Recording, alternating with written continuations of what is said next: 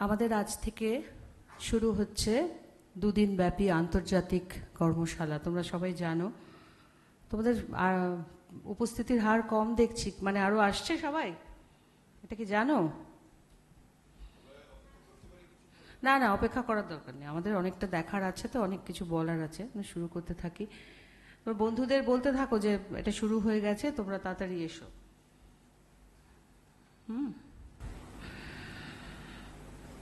আমাদের আজকের প্রথম বক্তা হচ্ছেন ডক্টর চঞ্চল খান।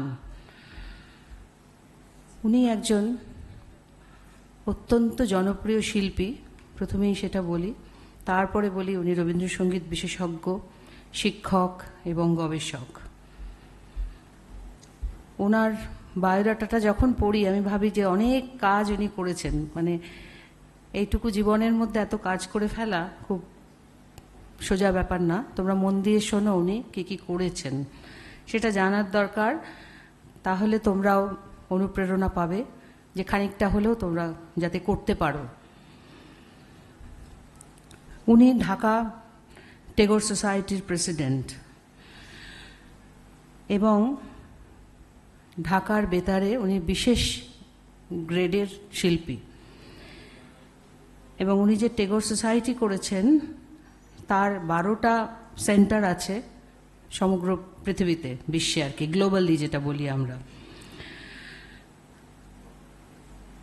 ইউএসএ, নেপাল এবং অস্ট্রেলিয়ায় উনি স্কুল করেছেন বা ইনস্টিটিউট করেছেন। অস্ট্রেলিয়ায় ওটার নাম হচ্ছে সুরলোক, অ্যান্ড নেপালের নাম হচ্ছেন আনন্দলোক। খুব সুন্দর নাম।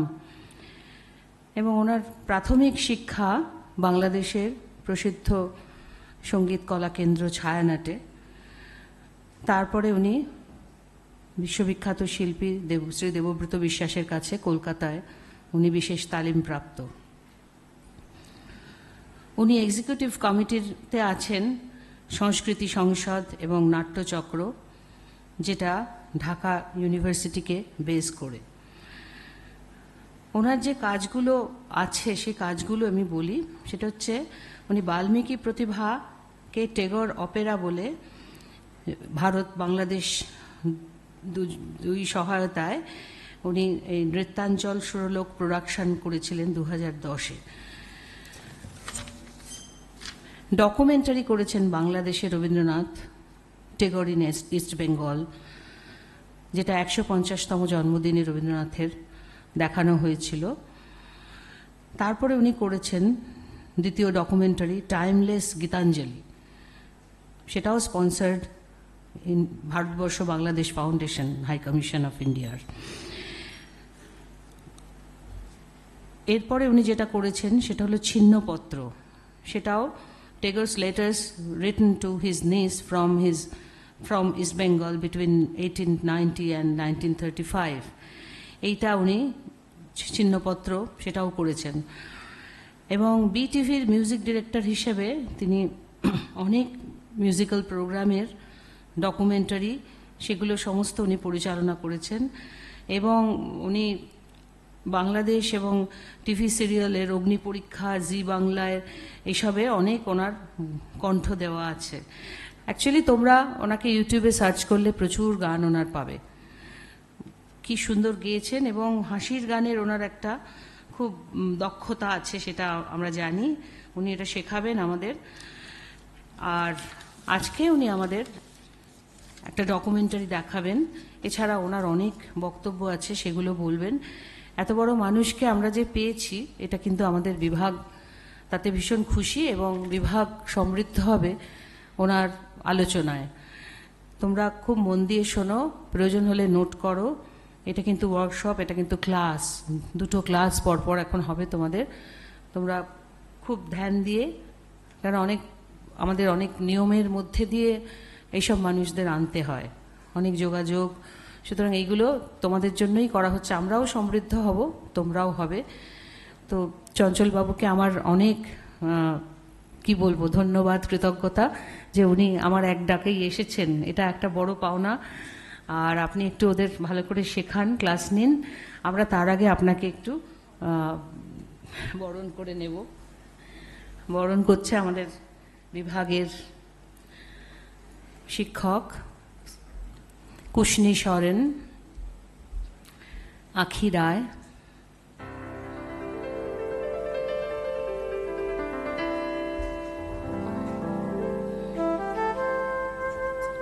প্রদীপ। হ্যাঁ, তার আগে প্রদীপ জ্বালতে হবে।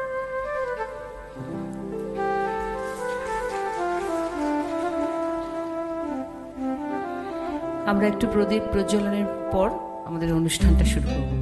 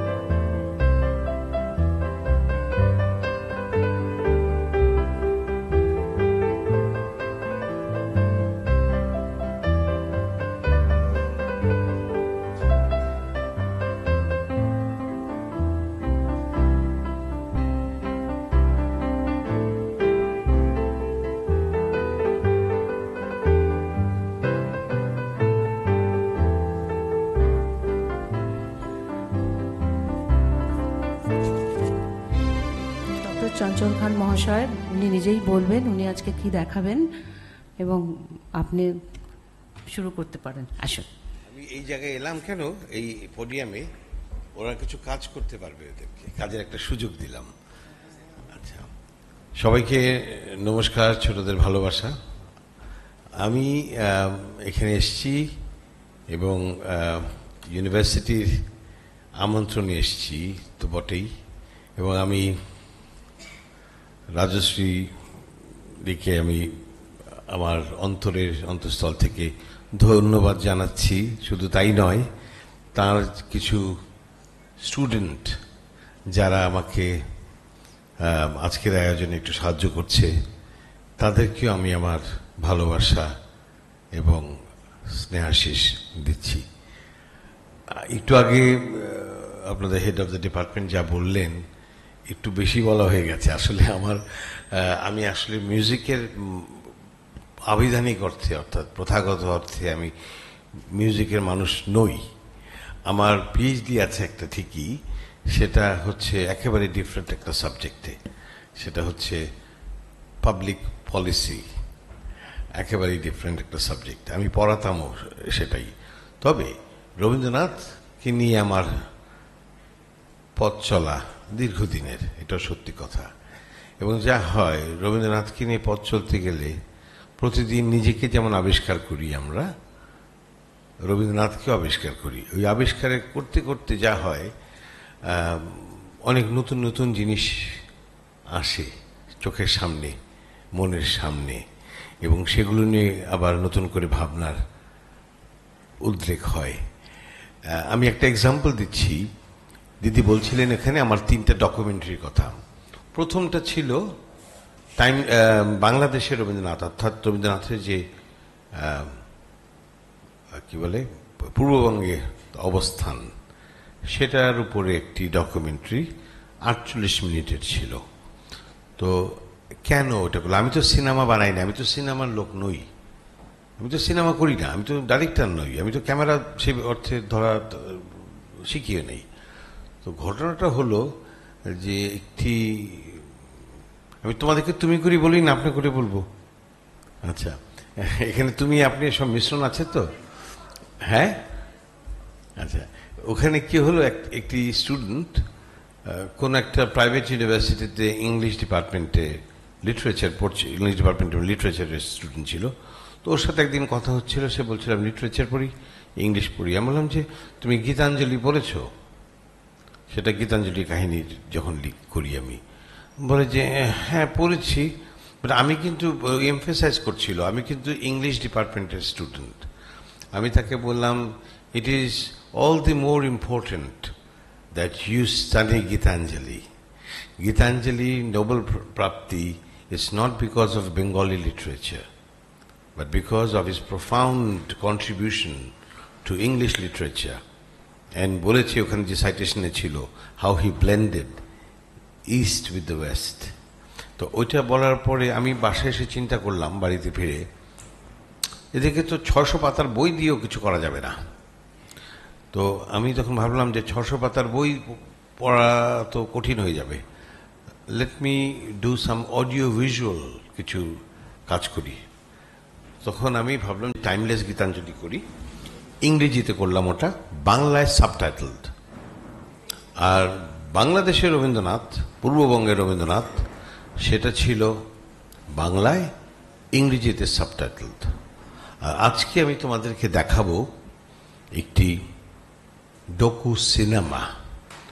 Documentary cinema. সেটা আমার করা গত 2 বছর আগে। এখানে একটা দুর্ঘটনার মধ্যে বলেছিলাম, অর্থাৎ এখানে একটা নৌকো দেখবে তোমরা, বোট। ওটা হচ্ছে রবীন্দ্রনাথের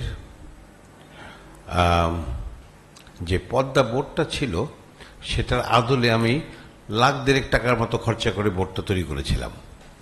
ইট was a part of the props বলতে পারো। ওই বোটটা আমরা কালবৈশাখী ঝড়ের মধ্যে, ওই বোটটা তত শক্ত সামর্থ্য ছিল না, ঝড়ের মধ্যে পড়ে গেছিলাম। এবং আমি জানি না, কেউ বলে ঈশ্বর বাঁচিয়েছে, কেউ বলে আল্লাহ বাঁচিয়েছে, কেউ বলে এমন হয়েছে তেমন হয়েছে। আমি আবার ওগুলোতে বিশ্বাস আমার একটু কম। তো আমি বলেছি যে এটা কোইন্সিডেন্টাল যে আমি বেঁচে গেছি। আমি ওই পাড়ে, চরের ওই পাড়ে চলে গেছিলাম আমরা, এক পাড় থেকে আরেক পাড়। তো সেখানে সারাদিন শুটিং করার পরে সন্ধ্যার দিকে, সন্ধ্যা হয়নি তখনও, রোদ আছে, সূর্য আছে, তা আমাকে যেতে হচ্ছিল গেস্ট হাউসে ফিরে। আমি ছেলেদের বললাম তোমরা খাও, যে খাবার এসছে তখন নৌকাতে, তোমরা খাও, আমাকে যেতেই হবে। তা আমার যে অ্যাসিস্ট্যান্ট ছিল, যে দাদা আপনাকে আমি একটা নৌকো করে দিচ্ছি, ওই ওরা পারাপার করে ফেরির মতো, আপনি চলে যান। আমি যে তোমরা খাও, আমি খাবো না, তোমাদের সাথে আমার দেখা হবে 1 ঘন্টা পরে, আমি আবার ফিরে আসবো ঘাটে, ততক্ষণে তোমরা ঘাটে ফিরে যাবে। আমি যখন ফিরে যাই, ওখান থেকে আমার গেস্ট হাউসে যাই, ওই বিরতি নিয়ে, তখন কালবৈশাখী আসে, লন্ডভন্ড করে দেয়। আমি তো খুব অস্থির যে ওরা কোথায়, কি অবস্থায়।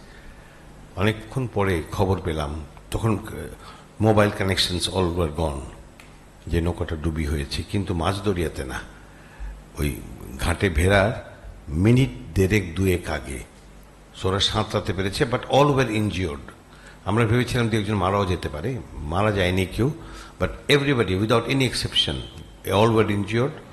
বোটটা নষ্ট হয়ে গেছিল, ধ্বংস হয়ে গেছিল, এবং যত প্রপস ছিল, রবীন্দ্রনাথের চেয়ার বলো, যাই বলো না কেন, সব ধ্বংস হয়ে গেছিল। এটাতে শেষের দিকে দেখবে কিছু অংশ তোমরা বুঝবিও না আসলে। ওইখানে আমরা বোটটাকে দেখাতে পারিনি। এবং আমার যে নায়ক ছিল এখানে, রবীন্দ্রনাথ, ওর হাতেও ব্যান্ডেজ করা ছিল, ওটা তখন খুলে আমরা আরো 2 সপ্তাহ 3 সপ্তাহ পরে একটু বিরাম নিয়ে ফিরে এসে আমরা আবার শুটিং করি। নৌকোটা ছিল না, আমরা অন্যভাবে একটা চিট করে, তাই সেই নৌকোর উপরে বসে আছে, সেরকম একটা কিছু করতে হলো আমাদেরকে। তো যাই হোক, এটা অনেক কাহিনী আছে। আজকে আমি এখানে মানে নৌকো ডুবিটা যদি আমি থাকতাম ওখানে, আর একটু আগে যদি ডুবতো, তাহলে এখানে আজকে আমার আসা হতো না। তো যাই হোক, এই ছিন্নপত্র তোমরা কি পড়েছো সবাই? বা ছিন্নপত্র পড়োনি, এটা সম্পর্কে জানো তোমরা কিছুটা? কিছু তো ধারণা আছে, রবীন্দ্রনাথের চিঠির সংকলন। আচ্ছা, আরেকটা বলো দেখি, এখানে বাংলাদেশের থেকে যেখানে শিক্ষার্থীরা আসে, আমরা এখানে কেউ আছে? আচ্ছা, 2জন 3জন, আর কেউ আছে? নেই। আচ্ছা, আমি আমার জানা মতে এখানে আরো বোধহয় কিছু আছে, তাদের জন্য এটা দরকার ছিল একটু কিছুটা, এই কারণে যে যেহেতু এটা পটভূমি বাংলাদেশ, পূর্ববঙ্গ। তো আমি একটু বলতে চাই, আগে একটু ব্যাকগ্রাউন্ডটা বলি ছিন্নপত্রের ব্যাপারটা, যে এই রবীন্দ্রনাথকে তো আমরা একটা বহুমাত্রিক স্রষ্টা হিসেবে দেখি। তার চরিত্র, তার সৃষ্টির জীবন কথা সবটাই জাতির আত্মার ইতিহাস। গান, কবিতা, নাটক, প্রবন্ধ, উপন্যাস যাই বলি না কেন, সেগুলো তো আছেই, কিন্তু তার মধ্যেও কিছু রচনা এতই আন্তরিক ও ব্যক্তিগত যে এগুলো যেন আমাদের হৃদয়ের প্রত্যক্ষ বর্ণনা, প্রতিফলন। ছিন্নপত্র ঠিক তেমনি একটি সংকলন, যা আমাদের একজন কবিকে নয়, একজন মানুষকে দেখি, যার মাধ্যমে আমরা, যিনি প্রকৃতিকে ভালোবাসেন, ঈশ্বরের অনুসন্ধান করেন, নিঃসঙ্গতার সঙ্গে কথা বলেন এবং আত্মার গভীরে প্রবেশ করে নিজেকে জানেন। অর্থাৎ আমরা নিজেকে যেমন আবিষ্কার করি, রবীন্দ্রনাথ নিজেও নিজের সাথে কথা বলে তাকে আবিষ্কার করে। এবং আমরা জানি যে এই ছিন্নপত্রটা, এটা রবীন্দ্র যত কাজ আছে তার, এটা একটা বিশেষ একটা স্থান আছে। এটা হচ্ছে পত্র সাহিত্য। আমার ঠিক জানা নেই, আমি তো অনেকের পত্র দেখেছি, পড়েছি, ওয়েস্টার্ন, কিন্তু কম্পাইলেশন করে যে একটি মূল ধারায় চলে যেতে পারে এই সাহিত্যটা, এটা কিন্তু একটা রেয়ার ব্যাপার। এটা কিন্তু আমরা এই লিটারেচারে এই জিনিসটা খুব বেশি দেখি না। এখানে লিটারেচারের স্টুডেন্ট আছে কেউ? বিয়ন্ড রবীন্দ্রসঙ্গীতের বাইরে কেউ? কি পড়ছো? আচ্ছা, তো ছিন্নপত্র রবীন্দ্রনাথের লেখা চিঠিগুলোর একটি সংকলন, যা বাংলা সাহিত্যে গদ্য চিঠিতে কাব্যিক ও দার্শনিক উচ্চতায় উন্নীত করে। এই চিঠিগুলো কেবল পাঠযোগ্য সাহিত্য নয়, বরং পাঠকের আত্ম উপলব্ধির পথেও সহায়ক একটি প্রামাণ্য দলিল হিসাবে আমরা দেখি। ছিন্নপত্রের ভূগোলটা যদি বলি, আসলে ভূগোলটা এমন যে রবীন্দ্রনাথ, তো তোমরা জানো যে একটা বিশাল সময়ে 1889 to 1935, ওই সময়টা সে আসা যাওয়ার মধ্যে ছিল আমাদের পূর্ববঙ্গে, এবং এই উপলক্ষে তিনি 3টা জায়গায় বিশেষ করে ছিলেন। সেটা হচ্ছে শিলাইদহ, যেটা বর্তমানে কুষ্টিয়া জেলা, শাহজাদপুর, যেটা সিরাজগঞ্জ বা আগের পাবনা, আমি সেখানকারই, আমার পূর্বপুরুষরা সেখান থেকে আসে, এবং পতিশোর অর্থাৎ নওগাঁ জেলা। এই সময় তিনি এই নাগরিক কোলাহল থেকে দূরে ছিলেন, প্রকৃতির সান্নিধ্য, আত্মবীক্ষণ ও চেতনার গভীরে প্রবেশ করেন। এই স্থানগুলোতে তার ঘর ছিল তা কিন্তু নয়, ঘর ছিল না, ছিল একটা পদ্মা নৌকো, পদ্মা বোট বলা হতো এটাকে, এবং আরো ছোট ছোট কিছু বোটের মতো ছিল। সেখানে তার সাথীরা মাঝে মাঝে আসতো, সেখান থেকে তাদের আসা যাওয়ার ব্যাপারটা ছিল। এখান থেকে তিনি লিখতেন অধিকাংশ চিঠি। শুধু চিঠি না, রবীন্দ্রনাথের বিশাল তার কাজ, এমনকি গীতাঞ্জলির সৃষ্টির পেছনেও এই পদ্মা বোট বা কুষ্টিয়ার অবদান আছে। সেটা আমরা আরেকটা ডকুমেন্টারিতে দেখব। এইসব অঞ্চলের প্রকৃতির পরিবেশ, নদীর ধারা, কাদামাটির গন্ধ, কৃষকের মুখ সন্ধ্যাবেলা, সেই সব সময়টা, কিংবা পূর্ণিমার রাত, সবকিছু তার অনুভূতিতে গভীরভাবে ধরা পড়ে। এবং উনি একটা জায়গায় বলেছিলেন, সেটা হচ্ছে যে শিলাইদহে না এলে পৃথিবী যে কত সুন্দরী তা আমি বুঝতে পারতাম না। খেয়াল করো কথাটা, সুন্দরী, সুন্দর না, অর্থাৎ গভীরভাবে এই শব্দের প্রয়োগ তাকে কি দেখাচ্ছে, কি আমরা বুঝছি, যে এটার যে একটা সুন্দরীর যে অন্যরকম ব্যঞ্জনা আছে, ডেপথ আছে, গভীরতা আছে, এই শব্দ চয়নটাই আমাদেরকে সেটাই বলে। তো যেটা ছিন্নপত্র আসলে একটু কটা চিঠি ছিল, যে কেউ জিজ্ঞেস করে কটা চিঠি ছিল ওই সংকলনটাতে, 278টার মতো, কেউ বলে 250টা, 55টা। এবং ওখানে কিন্তু সবকটা চিঠি উনি তার ভাইজি ভ্রাতুষ্পুত্রী সত্যেন্দ্রনাথ ঠাকুরের মেয়ে ইন্দিরা দেবী চৌধুরানীকে লিখেন। একটা দুটো চিঠি ছিল বোধহয় অন্য কাউকে লেখা, বাট ছিন্নপত্র বলতে আমরা যেটা বুঝি বা দেখতে চাই বা পড়তে চাই সেটা কিন্তু তাই ছিল। যিনি ব্রহ্ম সমাজের একজন শিক্ষিত এবং সংস্কৃতি সম্পন্ন নারী এবং রবীন্দ্রনাথের খুব কাছের একজন। যারা রবীন্দ্রনাথ সঙ্গীতের স্টুডেন্ট, তোমরা যেই কোনো ইয়ারেই হও না কেন বা স্টুডেন্ট নাও যদি হও, তোমরা জানো যে ইন্দিরা দেবী চৌধুরানীর কন্ট্রিবিউশন রবীন্দ্রনাথের স্বরলিপি খুলে ইন্দিরা দেবী স্বরলিপিকার ইন্দিরা দেবী চৌধুরানী, একটা না অসংখ্য।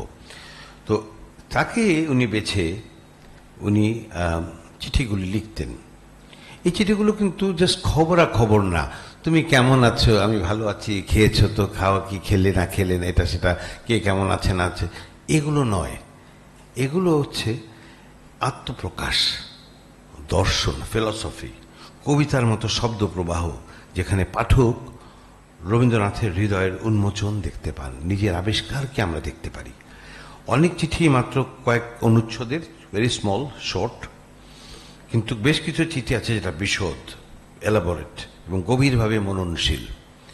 এই ভাষা এমনভাবে গঠিত যেন মুক্ত কাব্যের রূপ পরিগ্রহ করছে মনে হচ্ছে আমাদের। চিঠির সংখ্যার কথা বললাম, কোন সময় সেগুলো বললাম। ইন্দিরা দেবীর কথা বললাম আমি। ইন্দিরা দেবীকে কিন্তু এটার মধ্যে দেখবে বব নামটা বলা হচ্ছে বারবারে, বব। রবীন্দ্রনাথ কিন্তু তাকে হে দেবী, নীরা, বব, এই ববটা কেন আসলো, একটা ওয়েস্টার্ন একটা নাম। আর আমরা জানি কিন্তু, এখন আমরা যেটা জানি, বব কিন্তু ইংরেজির রবার্টের ছদ্মনাম, অর্থাৎ উইলিয়াম এর ছদ্মনাম হচ্ছে বিল ক্লিন্টন যেমন, হ্যাঁ, রবার্টের ডাক নামটা হচ্ছে বব। তো আই ডোন্ট নো ওয়াই। এবং ট্যাগর তো কম জানা লোক না, সে তো he is very western, very modern একটা লোক, বাট তাকে বব বলে ডাকতো, ভালো কথা সেটা। তো ইন্দিরা দেবী যেটা করেছেন, এই চিঠিগুলো তিনি সংরক্ষণ করেছিলেন। সংরক্ষণ করে এটা পরবর্তী পর্যায়ে এটা ছাপা হয়। কিন্তু মজার ব্যাপার হচ্ছে, তোমরা যদি খোঁজ নাও শান্তিনিকেতনে বা কোথাও বিশ্বভারতীতে, এটাকে যদি বলো যে can I see the original manuscript, ওনার যে হাতে লেখা, ওনার হাতে লেখা তো আমরা অনেক কিছুই পাই, চিঠি পাচ্ছি, অনেক কিছুই পাচ্ছি, আমরা লেখা গান পাচ্ছি, কাটাকুটি পাচ্ছি, ছবি পাচ্ছি, এটা তোমাদেরকে কেউ দিতে পারবে না।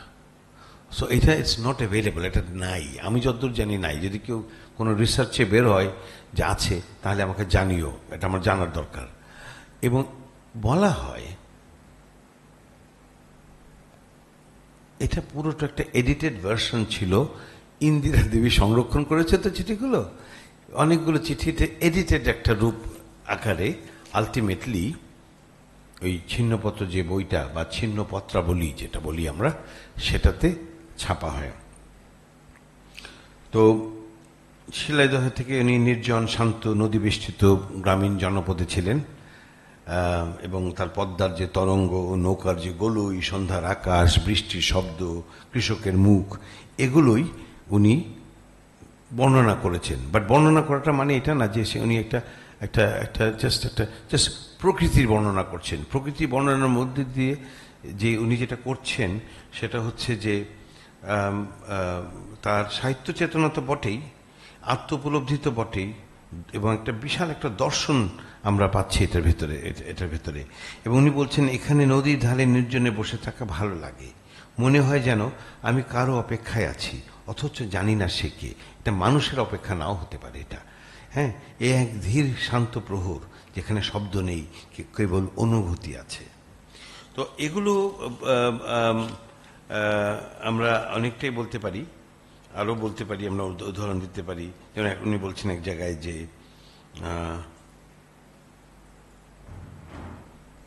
আজ সকালে নদীর ধারে একা বসেছিলুম, পদ্মা সেদিন কুয়াশার মতো শান্ত, মনে হচ্ছিল আমি কেবল একটি মন, আর সেই মনটি ধীরে ধীরে ছড়িয়ে পড়েছে আকাশে, জলে, বাতাসে। এখানে প্রকৃতি হয়ে উঠেছে কিন্তু ঈশ্বর চেতনার বাহক, নিরাকার সৌন্দর্যের স্পর্শে আত্মার আলোড়ন। আত্মজিজ্ঞাসা আছে এখানে, ঈশ্বর অনুসন্ধান আছে, হ্যাঁ, এবং আছে যেটা সেটা হচ্ছে এক ধরনের বৈপরীত্য আছে, এক ধরনের কনফ্লিক্টও আছে ছোটখাটো। যেমন তিনি নির্জনে বসে নিঃসঙ্গতা উপভোগ করছেন ঠিকই, কিন্তু সেই একাকিত্বে কখনো তীব্র বিষাদ নয়, বরং এক প্রকার পরিপূর্ণতা, এক শুদ্ধ উপলব্ধি আছেন। এবং আমি আমি যেটা মনে করেছি পরবর্তী পর্যায়ে আমার ভাবনায়, যে ওয়াই আর উই হিয়ার, আমরা এখানে কেন, এই পৃথিবীতে যে আমরা এসছি। আজকে দিদি আপনার সাথে আমার কথা হচ্ছে, ওদের সাথে কথা হচ্ছে, আমার ভালো লাগছে, কিন্তু কেন, মানে what is the meaning of life? লাইফের মানেটা কি? আমি আসবো, আমি কিছুদিন থাকবো, আমি বেড়াবো এই পৃথিবীতে, আমি চলে যাব, তারপরেও কিছু কথা থাকে। এই যে ডিপ একটা থট আমাদের প্রত্যেকের আসা উচিত, যে what is the meaning of life? Partha কি শুধু তবলা বাজিয়ে চলে যাবে? হ্যাঁ, তো আমি কি শুধু আমি বা দিদি আপনি কি এখানে হেড অফ দ্য ডিপার্টমেন্ট হবেন, বা আপনি তো অনেক কাজ করছেন, সেটার বাইরে আমি বলছি, কিন্তু তারপরেও মিনিং থাকে অনেক আমাদের জীবনের। এই আত্মোপলব্ধিটা কিন্তু আমার মনে হয় এখানে আছে কিছুটা। তোমাদেরকে একটা কথা বলি, আমি এই শিলাইদহে কিন্তু যাওয়া আসা করেছি অনেকবার। আচ্ছা, অনেক বড় হয়ে লম্বা হয়ে যাচ্ছে নাকি? আচ্ছা, শিলাইদহে কিন্তু আমি অনেকবার গেছি, বিভিন্ন কারণে গেছি। গান করতে গেছি, শুটিং করতে গেছি, আর এবার গেছি একটু লম্বা সময় ছিলাম। এবং প্রখর তপন তাপে, কি গরম বাবা! এই মে মাস, জুন মাসের মানুষ সব কালো, ওখানে গরমের তাপে লোকজন চেহারা কালো হয়ে যায়।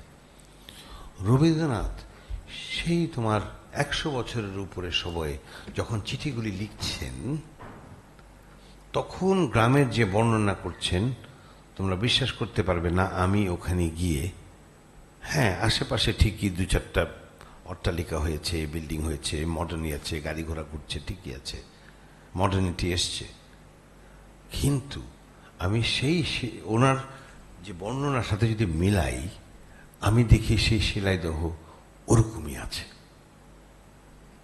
আমি সেই বুনো হাঁসগুলোকে সেরকম তার বর্ণনার সাথে মিল পাই। আমি জলের যে প্রবাহ, আমি সেই মিল পাই। মানুষ, আমি বলছিলাম ওই দিন ওকে, ইয়েকে কাকে, অনেক স্টুডেন্টদেরকে বলছিলাম আমি, সেটা হচ্ছে যে আমরা গরমে মরে যাচ্ছি, খুব গরম, একটা ছাউনির নিচে আমরা আশ্রয় নিয়েছি। অভিজিৎ তোমাকে বলেছিলাম, আমি আবার কাকে বলছি, সুকান্তকে বলেছিলাম। তো ওখানে যখন আশ্রয় নিয়েছি আমরা, বসে আছি, কোথা থেকে সে গ্রামের মানুষ, গ্রামের এক বধূ একটা অ্যালুমিনিয়ামের বা কাঁসার কলসিতে জল ভরে 2টো গ্লাস দিয়ে আমাদের কাছে দিয়ে গেছেন। তাদেরকে আমি চিনি না, তাদের সাথে আমার পরিচয় হয়নি, তারা জানে আমরা রবীন্দ্রনাথের কাজ করতে এসেছি, এটাই যথেষ্ট। রবীন্দ্রনাথ তাদের লোক।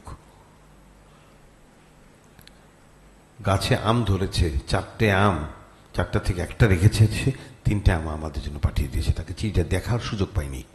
যেদিন আমরা শেষ করে ফিরে যাব, সেদিন এক লোক বলে, আপনারা যাবেন না, একটু দাঁড়ান আমাদের গাড়ি। বলছি কি চায় লোকটি? দেখি কি কলা নিয়ে এসছে, সেইভাবে এত কলা। বলছি এটা নিয়ে যান না, আপনারা ঢাকায় নিয়ে যান, আমার বাড়ির কলা, এটা নিতেই হবে। পয়সা সাধলাম, প্রশ্নই ওঠে না, জোর করে গাড়ির পেছনে দিয়ে দেবেন। ভাই গাড়িতে জায়গা নেই আমাদের, যে না এটা কোনোভাবে নেন এটা। তো এই যে ওখানে যেই প্রকৃতির সাথে, যে মানুষের সাথে রবীন্দ্রনাথ ছিলেন, আমি তাদের দেখেছি। এই 2 বছর আগে তাদেরকে আমি আর ভালোভাবে দেখেছি। আশ্চর্য। তো যাই হোক, তো এটাকে আমরা একটা বাংলা সাহিত্যের একটা গ্রন্থ হিসাবে, বা রবীন্দ্রনাথের একটা এক্সট্রা বই, একটা কাজ হিসাবে আমরা শুধু দেখব না। এটা একজন মানুষের আত্মা, নিঃসঙ্গতা, প্রকৃতি ও ঈশ্বরের সঙ্গে চলাচলের সংলাপের একটা দলিল হিসাবে দেখি যেন। এটি আমাদের মনে করিয়ে দেয় সাহিত্য কেবল কাহিনীর বাহন নয়, সাহিত্য মানে অনুভবের প্রকাশ, চিন্তার প্রতিফলন এবং এক নিঃশব্দ দর্শনের জ্যোতি। ছিন্নপত্র রবীন্দ্রনাথ ঠাকুরের বনজগতের নিঃশব্দ উচ্চারণ, যেটা বলেছি আগে, নিঃশব্দ উচ্চারণ। এটি শুধু বাংলার চিঠিপত্রের সাহিত্যের শ্রেষ্ঠ নিদর্শন নয়, এটা বাংলা সাহিত্যের একটা গৌরবময় শাখা। ছিন্নপত্র আমাদের শেখায় সাহিত্যের প্রকৃত উৎস কোনো নির্দিষ্ট আকার নয়, বরং হৃদয়ের গভীরতম স্রোত, যেখানে মানুষ নিজের সঙ্গে কথা বলে, প্রকৃতিকে ভালোবাসে এবং শূন্যতার মধ্যে ঈশ্বরকে খোঁজে। এই চিঠিগুলো আজও আমাদের শেখায় আমরাও যেন প্রতিদিনের ব্যস্ততা ও কোলাহল থেকে মুক্ত হয়ে একটু স্থির হয়ে নিজের সঙ্গে যেন আমরা কথা বলি, প্রকৃতিকে দেখি, হৃদয়ের গভীরে যেন আমরা যাই। এটা আমাদের দরকার। এবং ছিন্নপত্র তাই সময়ের সীমানা পেরিয়ে চিরন্তন হয়ে ওঠা আত্মার উচ্চারণ। সবাইকে ধন্যবাদ। এটা দেখবে তোমরা 48 মিনিট একটু কষ্ট করে দেখো। ঘরটা একটু অন্ধকার হলে আরো ভালো হবে, আরো বড় স্ক্রিন হলে ভালো লাগতো, অসুবিধা নেই, দেখা যাবে। এটার পরে আমরা একটু আলোচনা করব তোমাদের উপলব্ধিটা কি হলো এটা দেখে।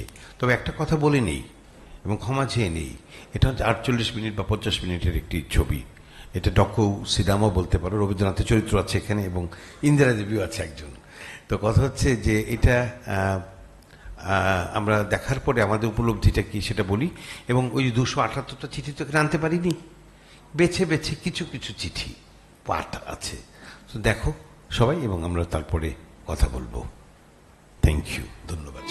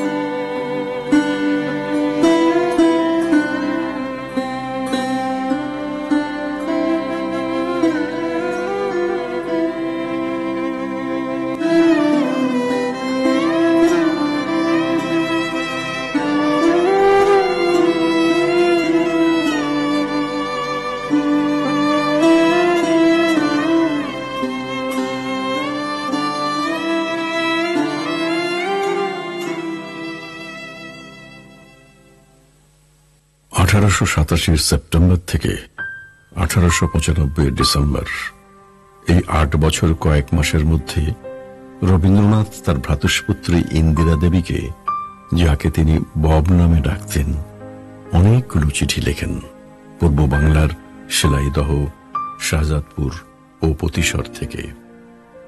চিঠিগুলোর সঠিক সংখ্যা নির্ণয় কিছুটা কঠিন। এর কারণ হচ্ছে রবীন্দ্রনাথ অনেকগুলো চিঠি নিজেই পুরোপুরি বর্জন করেন, আর অনেক চিঠির কিছু অংশ বর্জন করেন এবং প্রয়োজন মতো ভাষা ও ভাব সংস্কার করে পত্রগুলোকে সাহিত্যের আকার দান করেন। এই চিঠিগুলোর সারাংশ ইন্দিরা দুটি বাঁধানো খাতায় স্বহস্তে নকল করে রবীন্দ্রনাথকে উপহার দেন। এই খাতা দুটি অবলম্বনেই ছিন্নপত্র প্রকাশিত হয়। এটাই ছিন্নপত্রাবলীর সংক্ষিপ্ত ইতিহাস।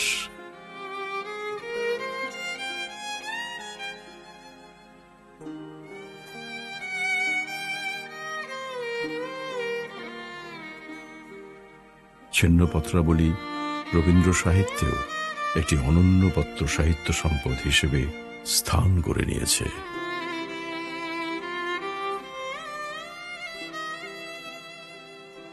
শিলাইদহের একটা চরের সামনে আমাদের বোট, বিশাল চরাচর, যত দূর চোখ যায় ধু ধু করছে, কোথাও শেষ দেখতে পাচ্ছি না। কেবল মাঝে মাঝে এক এক জায়গায় নদীর রেখা দেখা যাচ্ছে।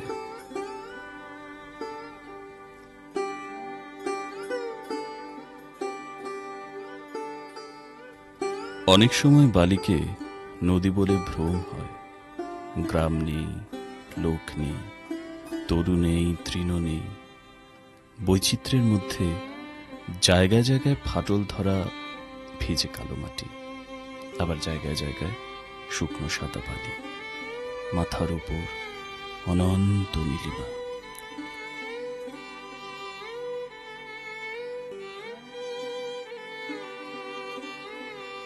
আর পায়ের নিচে চরের অনন্ত পাণ্ডুরতা।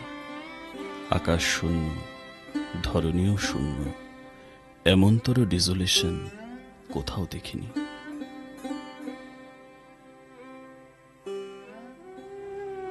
সন্ধেবেলার আলোয় পদ্মার চর আশ্চর্য স্বপ্নের মতো। পৃথিবী যে বাস্তবিক কি আশ্চর্য সুন্দরী, কলকাতায় থাকলে ভুলে যেতে হয়। এখানে নদীর ধারে শান্তিময় গাছপালার মধ্যে সূর্য প্রতিদিন অস্ত যাচ্ছে। প্রতি রাত্রে শত সহস্র নক্ষত্রের নিঃশব্দ অভ্যুদয় হচ্ছে। এ যে কি একটা আশ্চর্য ঘটনা, এখানে থাকলে বোঝা যায় শুধু।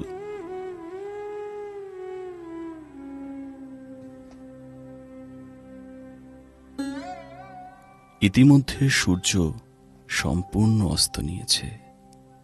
আকাশের সুবর্ণ আভা ক্রমে মিলিয়ে যাচ্ছে। অন্ধকার, চারিদিক অস্পষ্ট। তারই মধ্যে বালির উপর নিজের ছায়া দেখে বুঝতে পারি বাঁকা কৃষ চাঁদখানির আলো অল্প অল্প ফুটছে।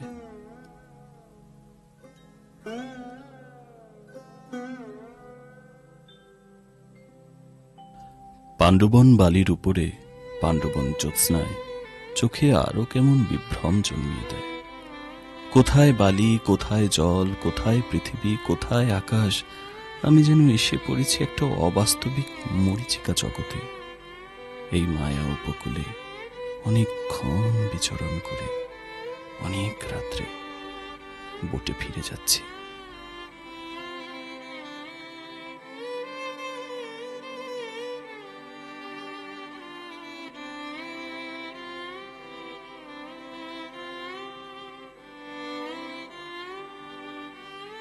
বেশ কুড়েমি করার মতো বেলাটা, কেউ তাড়া দেবার লোক নেই। যেন পৃথিবীতে অত্যাবশ্যক কাজ বলেও কিছু নেই। চতুর্দিকের ভাবগতিও সেই রকম। নদীটাও অলস, কানাকড়ির স্রোত নেই। নদীটা যেন মনে মনে ভাবছে, যদি না চললেও চলে, তবে আর চলবার দরকার কি।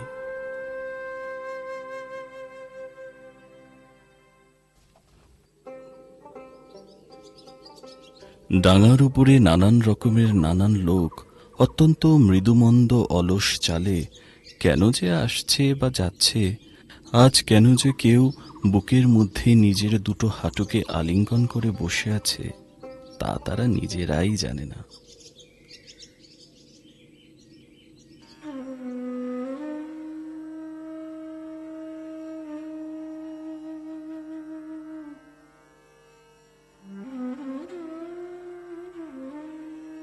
এই পরিব্যাপ্ত মন্থর গতি ও অলসতার মধ্যে গোটা কয়েক পাতিহাঁস একটু ব্যস্ত ভাব দেখিয়ে ভারী কলরব করছে এবং জলের মধ্যে মাথা ডোবাচ্ছে এবং তৎক্ষণাৎ মাথা তুলে নিয়ে সবলে ছাড়া দিচ্ছে।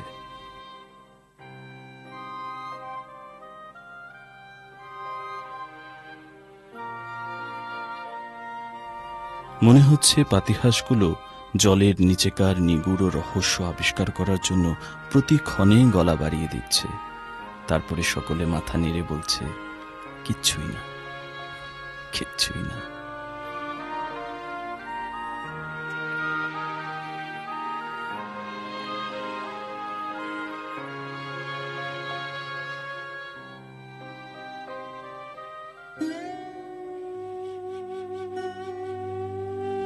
এখানকার দিনগুলো এই রকম 12 ঘন্টা পড়ে পড়ে কেবল রোদ পোহায়, অবশিষ্ট 12 ঘন্টা গভীর অন্ধকার মুড়ি দিয়ে নিঃশব্দে নিদ্রা দেয়।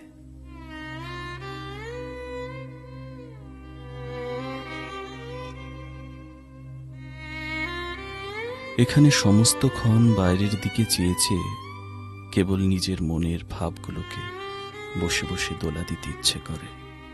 তার সঙ্গে একটু একটু করে গুনগুন করে গান গাওয়া যায়। মাঝে মাঝে গান গাইতে গাইতে ঘুমে চোখ অলস হয়ে আসে।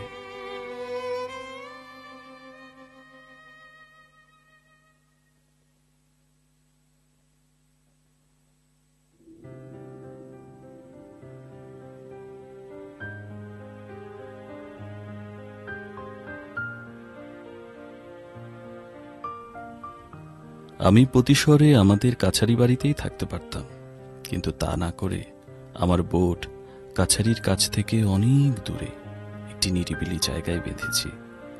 যেখানে আছি মানুষের মুখ দেখা যায় না, চারিদিকে কেবল ধুধু মাঠ।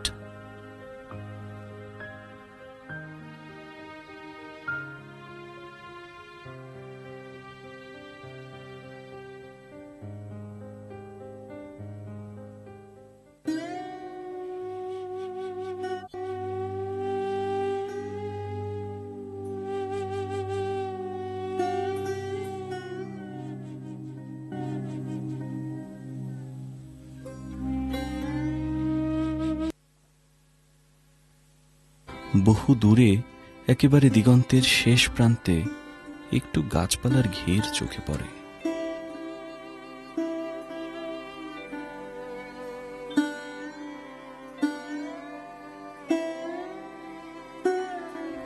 ওইখানে যেন সন্ধ্যার বাড়ি। ওইখানে গিয়ে সন্ধ্যা আপনার রাঙা আঁচলটি শিথিলভাবে এলিয়ে দেয়।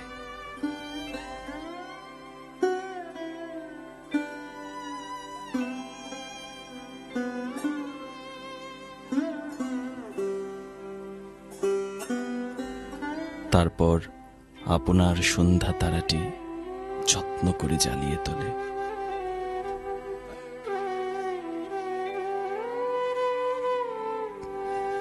সন্ধ্যা আপন নিভৃত নির্জনতার মধ্যে সিঁদুর পরে বধূর মতো কার প্রতীক্ষায় বসে থাকে।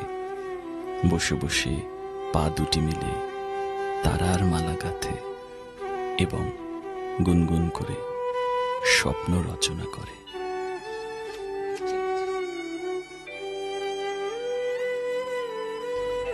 সমস্ত অপার মাঠের উপর একটি ছায়া পড়েছে, যেন এক কোমল বিষাদ, ঠিক অশ্রুজল নয়, একটি অপলক চোখের বড় বড় পল্লরের নিচে গভীর ছলছলে ভাবের মতো।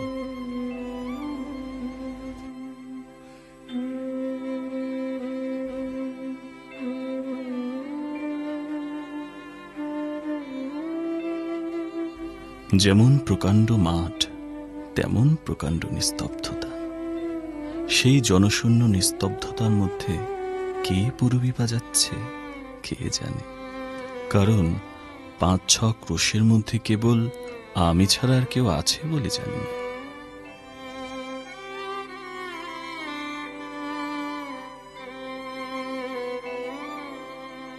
আমি সন্ধ্যালোকে জনশূন্য নিস্তব্ধতার মধ্যে হেঁটে চলেছি। আমার বাঁ পাশে ছোট্ট নদীটি এঁকে বেঁকে অল্প দূরে দৃষ্টিপথের বার হয়ে চলে গেছে। জলে ঢেউয়ের রেখা মাত্র নেই, শুধু সন্ধ্যার আভা এখনো লেগে আছে, অত্যন্ত মুমূর্ষ হাসির মতো।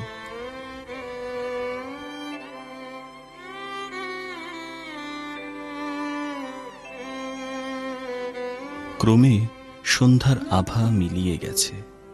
কৃষ্ণপক্ষের চাঁদের আলো ঈষৎ ফুটে উঠেছে। সে চাঁদের আলোয় দেখতে পাচ্ছি নদীর ধার দিয়ে একটি সংকীর্ণ পথ চিহ্ন চলে গেছে। সেখানে নত শিরে ভাবতে ভাবতে একা হেঁটে চলেছি।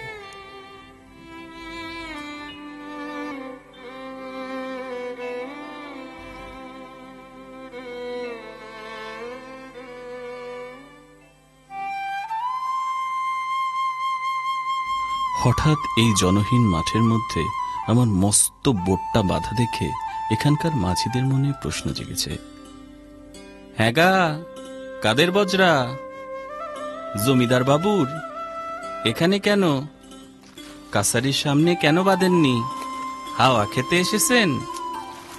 কি করে বোঝাই তাদের হাওয়ার চেয়ে আরো ঢের বেশি কঠিন জিনিসের জন্য এসেছি।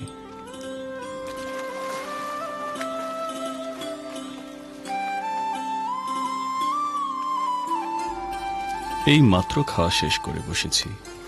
এখন বেলা 1:30। বোট খুলে দিয়েছি। আস্তে আস্তে কাছারির দিকে চলেছি। বেশ একটু বাতাস দিচ্ছে। বোট চলেছে ঘন শৈবালের মধ্যে দিয়ে, খসখস শব্দ করতে করতে। শৈবালের উপর কয়েকটি ছোট ছোট খেলা করছে। কেউ কাপড় কাচ্ছে, কেউ নাইছে, কেউ বাসন মাজছে।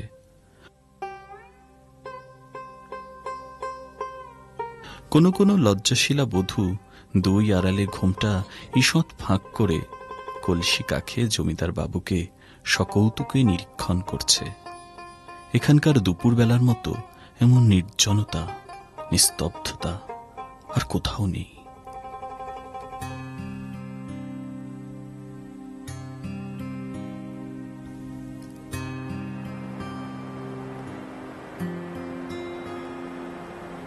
ওই যে মস্ত পৃথিবীটা চুপ করে পড়ে রয়েছে, ওর ওই গাছপালা, নদী, মাঠ, কোলাহল, নিস্তব্ধতা, প্রভাত সন্ধ্যা সমস্তটাকে দুহাতে আঁকড়ে ধরতে ইচ্ছে করে।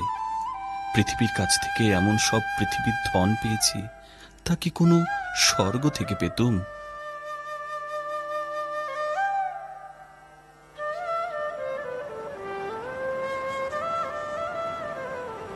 এমন কোমলতা, দুর্বলতাময়, এমন সকরুণ আশঙ্কা ভরা অপরিণত এই মানুষগুলির মতন এমন আদরের ধন কোথায় পেতাম পৃথিবী ছাড়া?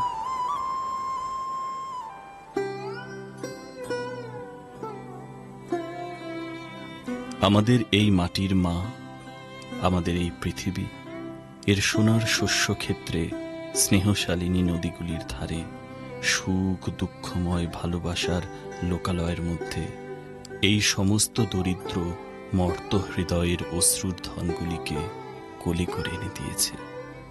বেচারা পৃথিবী যত দূর সাধ্য তা সে করেছে।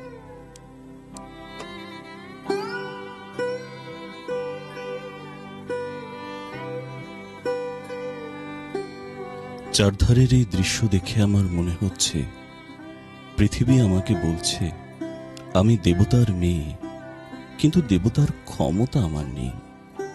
আমি ভালোবাসি কিন্তু রক্ষা করতে পারিনি, আরম্ভ করি সম্পূর্ণ করতে পারিনি, যত্ন দিই কিন্তু মৃত্যুর হাত থেকে বাঁচাতে পারিনি।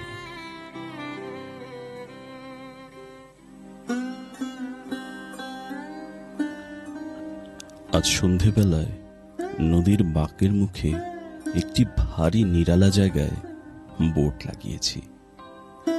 পূর্ণিমার চাঁদ উঠেছে, জলে একটিও নৌকো নেই।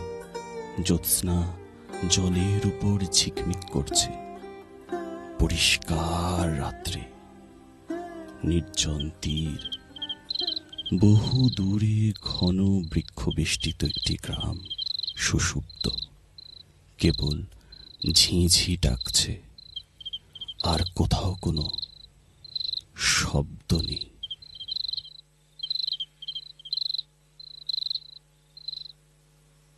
রবি কাকা, কতদিন তোমার সঙ্গে দেখা হয়নি, কতদিন তোমার কণ্ঠে গান শুনিনি। তবে তোমার চিঠিগুলিতে আমি পরিষ্কার শুনতে পাই তোমার কণ্ঠস্বর। এ পর্যন্ত তোমার কাছ থেকে আমি 14-15টা পত্র পেয়েছি। এই সব চিঠি আমার কাছে যে কি অমূল্য প্রাপ্তি তা তুমি নিশ্চয়ই বোঝো। তোমার চোখের দেখা হয়ে উঠেছে আমার মনের দেখা। তোমার প্রতিটি চিঠি আমাকে নিয়ে যায় পদ্মার চরে, দেখি সূর্যোদয়, সূর্যাস্ত, জ্যোৎস্না রাত। দেখতে পাই বাংলার গ্রাম জীবন, উপভোগ করি অলস নির্জনতা। কি সুন্দর লেখো তুমি রবি কাকা, তোমার নিঃসঙ্গতাতেও আমাকে কষ্টও দেয়। মন কেমন করে তোমার জন্য।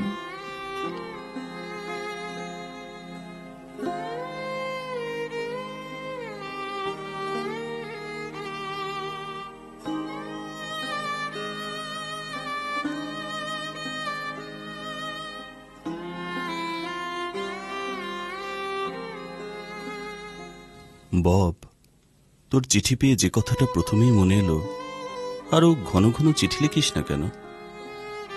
যদিও আমি তোর কাকা, যখন আমি তোকে চিঠি লিখি, আমার নিঃসঙ্গ জীবনে তোকে পাশে পাই বন্ধুর মতো। তোর ভালো নাম যে ইন্দিরা ভুলেই গেছি। তুই আমার কাছের মানুষ, বন্ধু, অনেক ভালোবাসার বব। তোকে এই যে ক্রমাগত চিঠি লিখে চলেছি বব, তাতে আমার মনের সমস্ত বিচিত্র ভাব যেরকম ব্যক্ত হচ্ছে, এমন আর কোনো লেখায় হয়নি। তোকে আমি যখন লিখি তখন আমার এ কথা কখনো মনে উদয় হয়নি যে তুই আমার কোনো কথা বুঝবি না, কিংবা ভুল বুঝবি, কিংবা বিশ্বাস করবি না।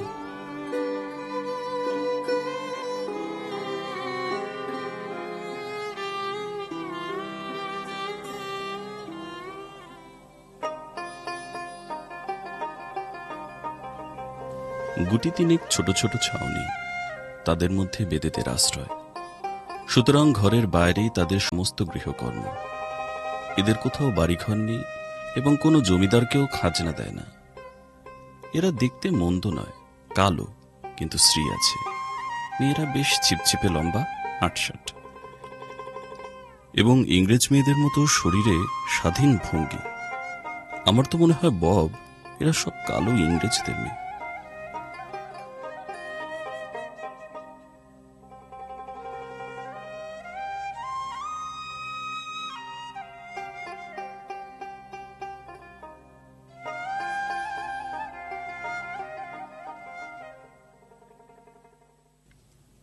রবি কাকা, কেন চলে গেলে তুমি আমাদের থেকে, জোড়াসাঁকোর বাড়ি থেকে এত দূরে? কোন অভিমানে এই স্বনির্বাসন? এ প্রশ্নের উত্তর দিলে বুঝবি কেন কলকাতা ছেড়ে চলে এসেছি। এখানে আকাশ মেঘ মুক্ত, মাঠের সীমা নেই, রৌদ্র ঝাঁ ঝাঁ করছে।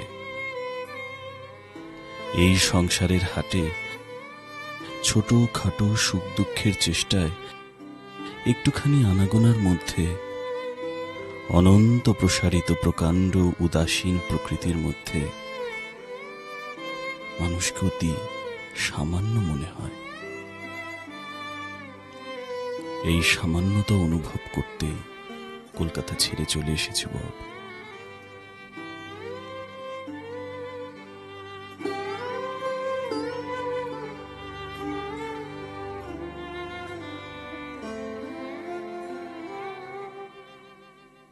নিজের সামান্যতা অনুভব করার এমন প্রয়োজন হলো কেন রবি কাকা? বব, ধর একজন সোনার ব্যবসায়ী হঠাৎ খুব বড় মানুষ বা ধনী মানুষ হয়ে উঠল, যেমন আজকাল আমাদের চারপাশে কলকাতায় বা বড় বড় শহরে যাদের সংখ্যা ক্রমেই বেড়ে চলেছে। হ্যাঁ রবি কাকা, এটা কিন্তু ঠিকই বলেছ। এই মানুষগুলোর অঙ্গে ভাণ্ডারে অনেক সোনা, কিন্তু সেই সোনার লাবণ্যটুকু তারা পায়নি। আমি এখানে বসে বসে মাঝে মাঝে ভাবি 100 বছর পরের কথা। কলকাতায় ঠিক এইভাবে ভাবতে পারিনি, যেভাবে পারি নদীর বুকে, গ্রামের মধ্যে ভাসতে ভাসতে। কেমন ভাবনা রবি কাকা? খুব ইচ্ছে করে জানতে। বব, 100 বছর পরে তীরের গাছগুলো আরো অনেক বড় হয়ে উঠবে, তকতকে সাদা মাইলস্টোনগুলো আরো অনেকটা ক্ষয়ে শৈবালাচ্ছন্ন ম্লান হয়ে আসবে। ওই যে খোদিত 187 অনেক দূরবর্তী মনে হবে। এত দূরের সময়ের কথা ভেবে কি লাভ রবি কাকা? সেটাই তো বলতে চাইছি। তার কারণ তুই যেভাবে আমার মনের কথা বুঝিস আর কেউ বোঝে না। সেই দূরবর্তী সময়ে আমার প্রজন্মের ভালো কি আছে কে জানে। হয়তো একটা অখ্যাত অজ্ঞাত কেরানিগিরি।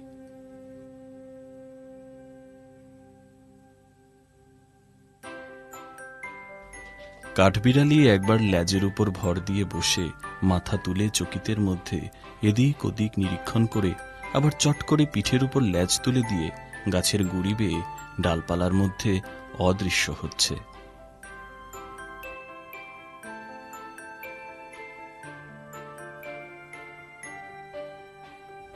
খুব একটা নিঝুম, নিস্তব্ধ, নিরালা ভাব। বাতাস অবাধে হু হু করে বয়ে আসছে। নারকোল গাছের পাতা ঝরঝর শব্দ করে কাঁপছে। দু চারজন চাষা মাঠের এক জায়গায় জটলা করে ধানের ছোট ছোট চারা উপড়ে নিয়ে আটি করে করে বাঁধছে। কাজকর্মের মধ্যে কেবল এইটুকুই দেখা যাচ্ছে। বব, এদের মধ্যে কলকাতা থেকে অনেক দূরে আমি আমার অলস ভাবনার জগতে বেশ আছি।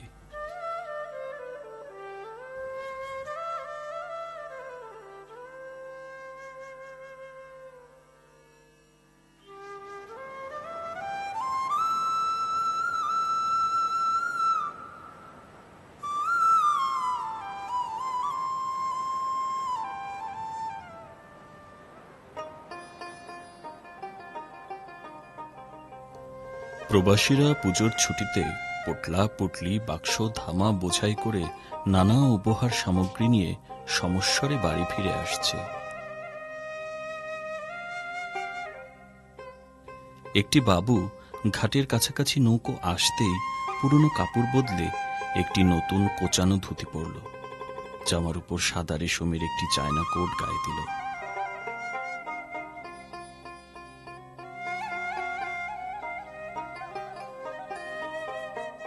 আর একখানি পাকানো চাদর কাঁধের উপর ঝুলিয়ে ছাতা ঘাড়ে করে গ্রামের অভিমুখে চলল।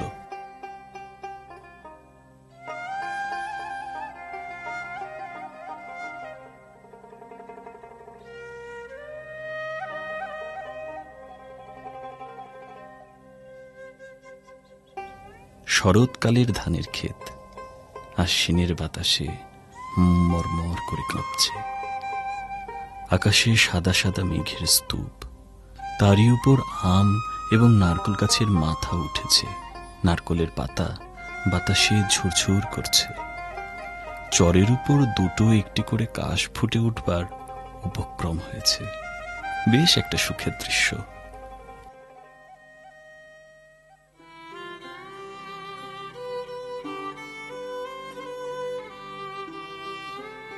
আচ্ছা রবি কাকা, সত্যি তুমি শুধু এইভাবে ভেসে ভেসে বেড়াবে?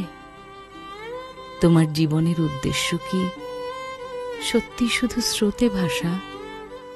আমি সত্যি কি চাইছি জানিস বব? একমাত্র তুই বুঝবি আমার মনের কথা। আমার মন চাইছে জীবনে যৌবনে উচ্ছ্বসিত হয়ে বাতাসের মতো একবার হু হু করে বেরিয়ে আসি। তারপর ঘরে ফিরে এসে পরিপূর্ণ প্রফুল্ল বার্ধক্য কবির মতো করে কাটাই।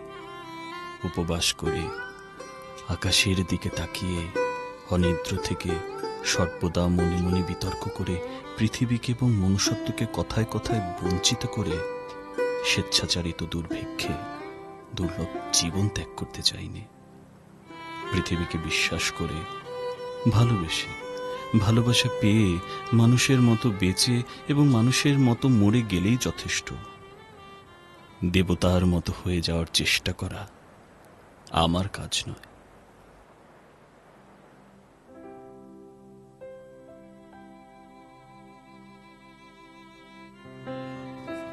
রবি কাকা, খুব জানতে ইচ্ছে করে কলকাতায় কি তুমি পাওনি যা এতদিন ধরে গ্রামের মধ্যে নদীর বুকে একা ভাসতে ভাসতে পেয়েছ?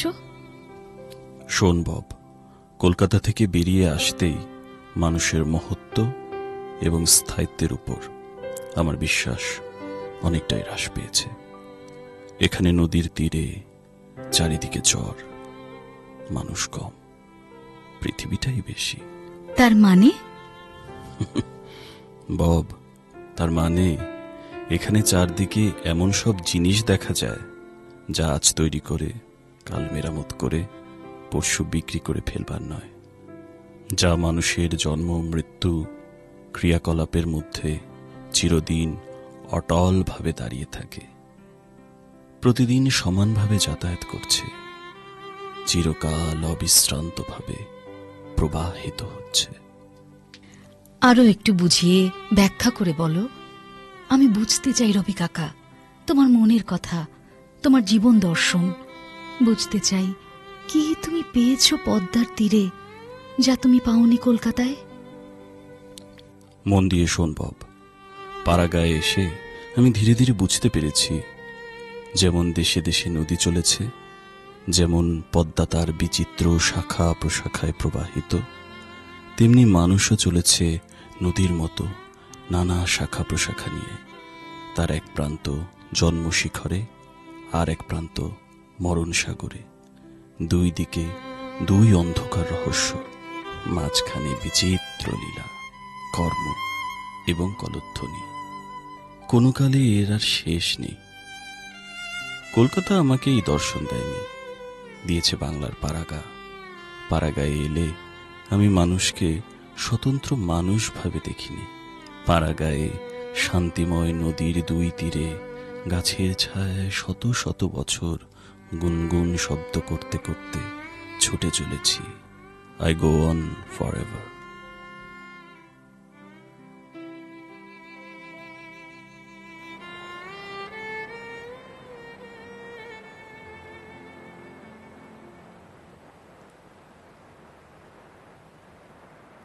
বব, একটা মনের কথা তোকে না জানিয়ে পারছি না।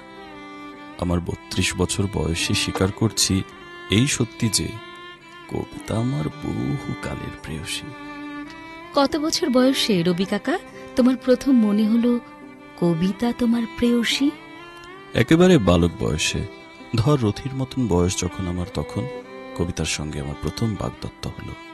তখন থেকেই আমাদের জোড়াসাঁকোর বাড়ির পুকুরের খাট, বটের তলা, বাড়ির ভেতরের বাগান, একতলার অজানা অচেনা ঘরগুলো, সমস্ত বাইরের জগৎ, আবার দাসীদের মুখের সমস্ত রূপকথা, এই সব নিয়ে আমার মনের মধ্যে ভারী একটা মায়া জগৎ তৈরি হলো। সেই তখন থেকেই কল্পনার সঙ্গে কবিতার সঙ্গে মালাবদল হয়ে গিয়েছিল আমার। কি ভাগ্য তোমার রবি কাকা, কবিতার সঙ্গে মালা বদল। তা বলতে পারিনি বব, কিন্তু মেয়েটি যে পয়মন্ত নয় তাও স্বীকার করতে হয়। আর যাই হোক, সেই মেয়ে সৌভাগ্য নিয়ে আসেনি। সুখ হয়তো দিয়েছে, কিন্তু সেই সুখের সঙ্গে স্বস্তির কোনো সম্পর্ক নেই। সুখ দিয়েছে অথচ স্বস্তি দেয়নি তোমার কবিতা প্রেয়সী? বব, ওই একটি বিষয়ে আমার কোনো সন্দেহ নেই। আমার কবিতা প্রেয়সী তার কঠিন আলিঙ্গনে হৃৎপিণ্ডটি নিংড়ে রক্ত বের করে নেয়। কবিতার সঙ্গে যে দুর্ভাগার মালা বদল হয়, সংসারের মাঝখানে গৃহস্থ হয়ে স্থির হয়ে আয়েশ করে বসা, সেই লক্ষ্মী ছাড়ার পক্ষে আর সম্ভব হয় না। কি করে বুঝলি রবি কাকা? কি করে বুঝলাম বলছি, শোন। এই যে কবিতা লিখতে আরম্ভ করলাম, অমনি আমার মধ্যে অন্য সব ভাবনা, আমার চারধারের আর সকল কাজ থেকে যায়। কবিতা লিখতে শুরু করলেই আমি আমার চিরকালের যথার্থ আপনার মধ্যে প্রবেশ করি এবং বুঝতে পারি এই আমার স্থান। সেই কারণেই বব, কবিতায় আমি কখনো মিথ্যে বলিনি। কবিতাই আমার জীবনে সমস্ত গভীর সত্যের একমাত্র আশ্রয়স্থান।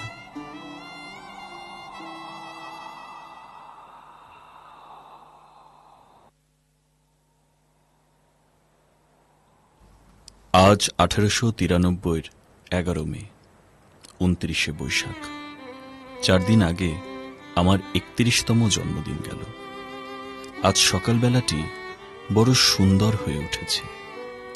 আকাশ পরিষ্কার নীল, নদীর জলে রেখা মাত্র নেই, কিন্তু ডাঙার গড়ানে ঘাসের গায়ে কালকের বৃষ্টির কণাগুলো এখনো লেগে আছে। ভিজে ঘাসের আলোমাখা প্রকৃতিকে মহিমাময়ী মহেশ্বরীর মতো দেখাচ্ছে। নদীতে একটিও নৌকো নেই, ঘাটে কেউ জল নিতে স্নান করতে আসেনি। আজকের রোদ্দুর আর আকাশ আস্তে আস্তে আমার মধ্যে প্রবেশ করে আমার সমস্ত মনটাকে, সমস্ত চিন্তা ভাবনাকে নীল এবং সোনালী রঙে রাঙিয়ে দিল।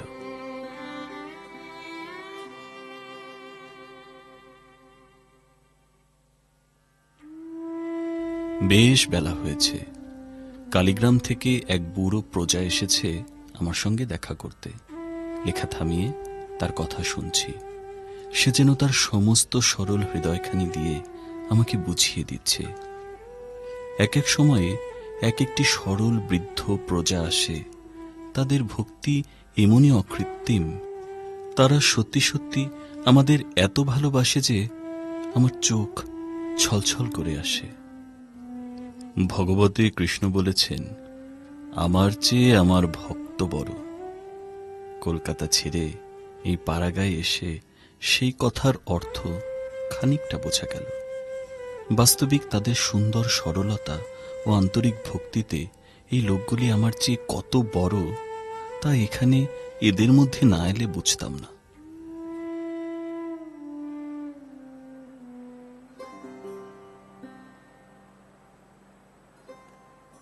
চোখের উপর আকাশ তারায় একেবারে খচিত হয়ে আছে। আমি সেই দিকে তাকিয়ে চুপচাপ পড়ে আছি। আমি প্রায় রোজই মনে করি, এই তারাময় আকাশের নিচে আবার কি কখনো জন্মগ্রহণ করব? যদিও করি, আমি কি কখনো এমন প্রশান্ত সন্ধ্যাবেলার এই নিস্তব্ধ গড়াই নদীটির উপর বাংলাদেশের এই সুন্দর একটি কোণে এমন নিশ্চিন্ত মুগ্ধ মনে বোটের উপর আকাশের দিকে তাকিয়ে থাকতে পারবো?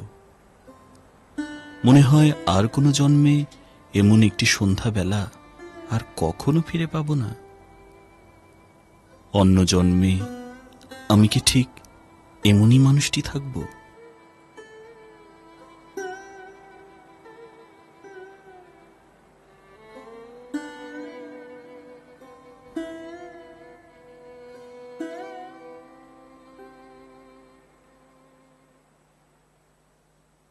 রবি কাকা, তোমার একা লাগে না?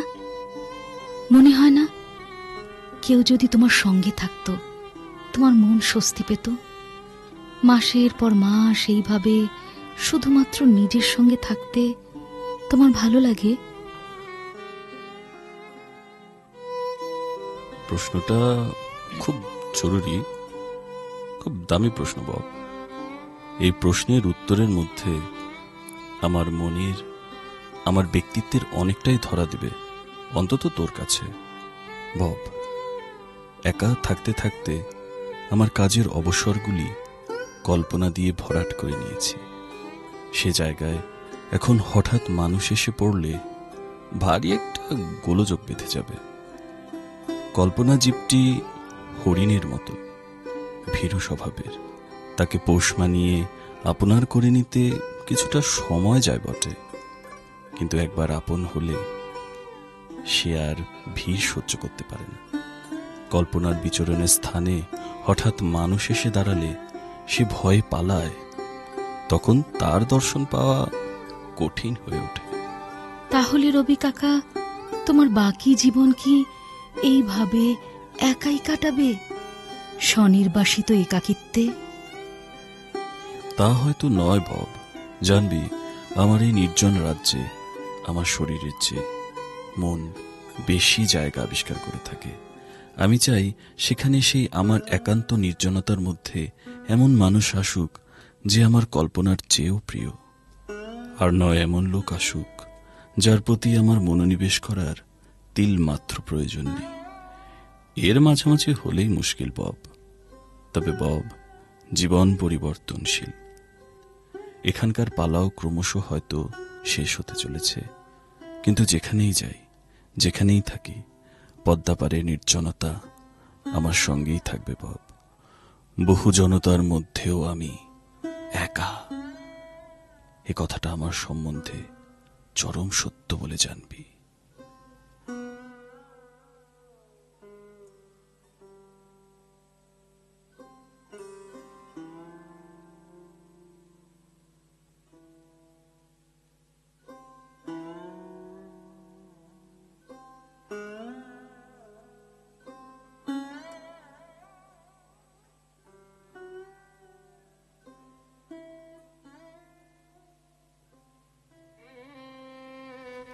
আমাদের দুটো জীবন আছে, একটা মনুষ্যলোক আর একটা ভাবলোক। সেই ভাবলোকের জীবন বৃত্তান্তের অনেকগুলো পৃষ্ঠা আমি এই পদ্মার উপরে লিখে গেছি। এখানে যখনই আসি তখন বেশ বুঝতে পারি আমার কবিতায় আমি কিছুই লিখতে পারিনি। যা অনুভব করি তা ব্যক্ত করতে পারিনি। বব, এই কথাটা মনে রাখিস। তোর রবি কাকা তার সমস্ত অনুভূতি দিয়ে যা অনুভব করে, সাধারণে তা করে না, আর সাধারণের ভাষায় তা ব্যক্তও করা যায় না। তাই পদ্মা পাড়ের আকাশে তারার ভাষায় আমি লিখে রেখে গেলাম আমার ভাবলোকের জীবন বৃত্তান্তের অনেকগুলি নিগূঢ় পৃষ্ঠা। চিরকালের জন্য তারা রইল মৃত্যুঞ্জয়ী হয়ে।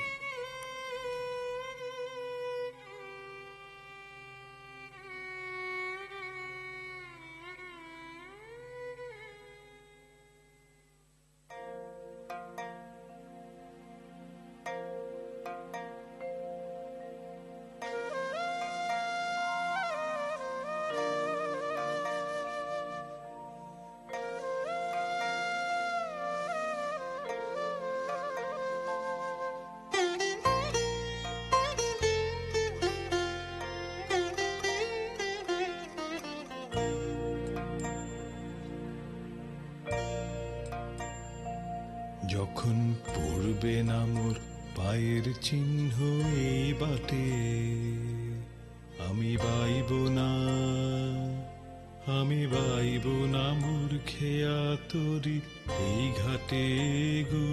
যখন পড়বে না মোর পায়ের চিহ্ন এই বাটে, চুকিয়ে দেব বেচা কিনা, মিটিয়ে দেব গো, মিটিয়ে দেব লেনা দেনা, বন্ধ হবে আনা গোনা এই হাটে। তখন আমায় নাইবা মনে রাখলে, তারার পানে চেয়ে চেয়ে নাইবা আমায় ডাকলে।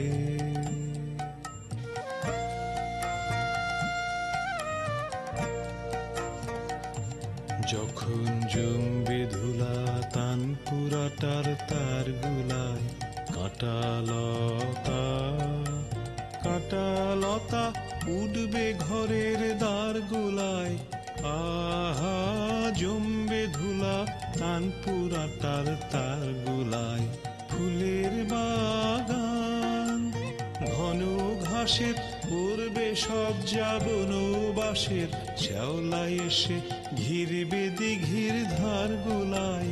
তখন আমায় নাইবা মনে রাখলে, তারার পানে চেয়ে চেয়ে নাইবা আমায় ডাকলে।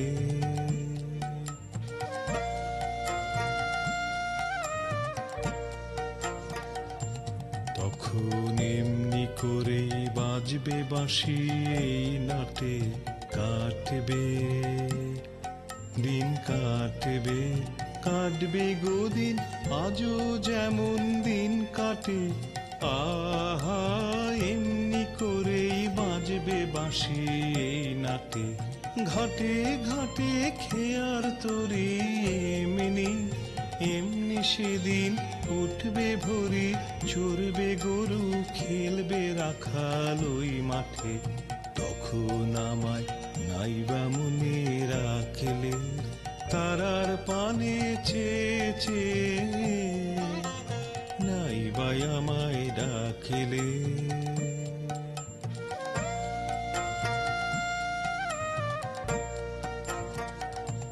তখন কে বলে গো সেই প্রভাতে নেই আমি, সকল খেলায় সকল খেলায় করবে খেলায় এই আমি।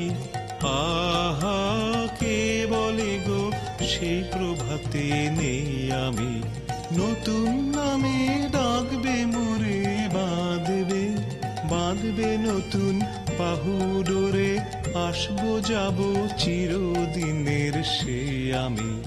তখন আমায় নাইবা মনে রাখলে, তারার পানে চেয়ে চেয়ে নাইবা আমায় ডাকলে। যখন পড়বে না মোর পায়ের চিহ্ন এই বাটে, আমি বাইব না, আমি বাইব না মোর খেয়া তরি এই ঘাটে গো।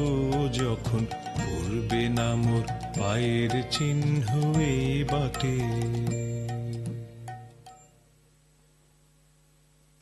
আচ্ছা, আমরা দেখলাম তো নাকি? আচ্ছা, এখন এখানে শিক্ষকরা আছেন, তোমরা আছো, অতিথিরা আছেন, কেউ কিছু বলবে? এটা প্রশংসাবাণীর কথা আমি বলছি না কিন্তু, বা আমি বলছি যে আমরা যেটা আলোচনা করলাম প্রথমে, এটার যে উপলব্ধি, হ্যাঁ, রবীন্দ্রনাথের নিজের উপলব্ধি একরকম, ইন্দিরা দেবীর উপলব্ধি একরকম, তোমাদের দেখলে আমার উপলব্ধি একরকম, আমার কলিগদের উপলব্ধি একরকম, আমার ছাত্রছাত্রীদের উপলব্ধি একরকম। আমি এইটি একটু জানতে চাই তোমাদের কাছে। ওদের কাছে কি কোনো মাইক্রোফোন দেওয়া যাবে? কি বলতে চাই একটা কর্ডলেস? হ্যাঁ, তো প্রথমে বলি, অনেকটা সমৃদ্ধ হলাম দেখে। শেষের দিকটা একটু আবেগপূর্ণ হয়ে পড়েছিলাম। শেষের গানটাকে কোনোদিন এইভাবে ভাবিনি যে এই দৃশ্যায়নগুলোর সাথে এই গানটাকে একাত্ম করা যায়। নির্জনতা, প্রকৃতি, তার ওঠাপড়া, তার নিত্যদিনের চলাফেরা রবীন্দ্রনাথের মনকে কতটা আলোড়িত করেছিল তা অনেকটা পরিষ্কার হলো। এবং শহরের ইট কাঠ পাথরের বাড়ি এবং প্রকৃতির যে নিবিড় চলাফেরা, এর মধ্যে যে অনেকটা পার্থক্য, সেটাকে কবি নিজের ভাবনায় কিভাবে ফুটিয়ে তুলেছেন তার প্রতিরূপ হিসাবে বোধহয় ছিন্নপত্রাবলী। এবং এটার যে অডিও ভিজুয়াল মেথডটা, এটা হয়তো অনেকটা বেশি মানে চোখের সামনে ভাসলো জিনিসটা, মানে যেটা পড়ে হয়তো মানে মাথায় থাকতো, সেটা আর কি চোখের সামনে দেখলে কেমন হয় সেটা এই ডকুমেন্টারিটার মধ্যে দিয়ে বুঝতে পারলাম। তুমি তো সাহিত্যের ছাত্র, তাই না? হ্যাঁ, লিটারেচার।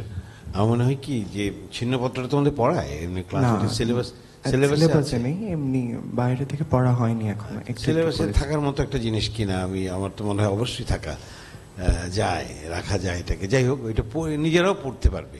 ছিন্নপত্র একটা কিনে নিয়ে, বইটা কিনে মাঝে মাঝে পড়বে, and just see and go through the whole journey of Tagore's journey in your own way.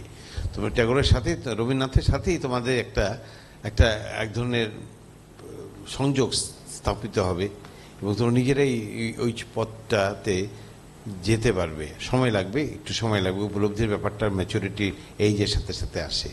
তো এটা আমি বলতে চাইছি, মানে যেটা মনে হলো সেটা আর কি, উপন্যাস হোক, গল্প হোক, কবিতা হোক, সবকিছু একটা চরিত্র কেন্দ্রিক, কিন্তু এইখানে কবির একদম নিজের মনের খোলাখুলি ভাবটা, এখানে নিজেই চরিত্র।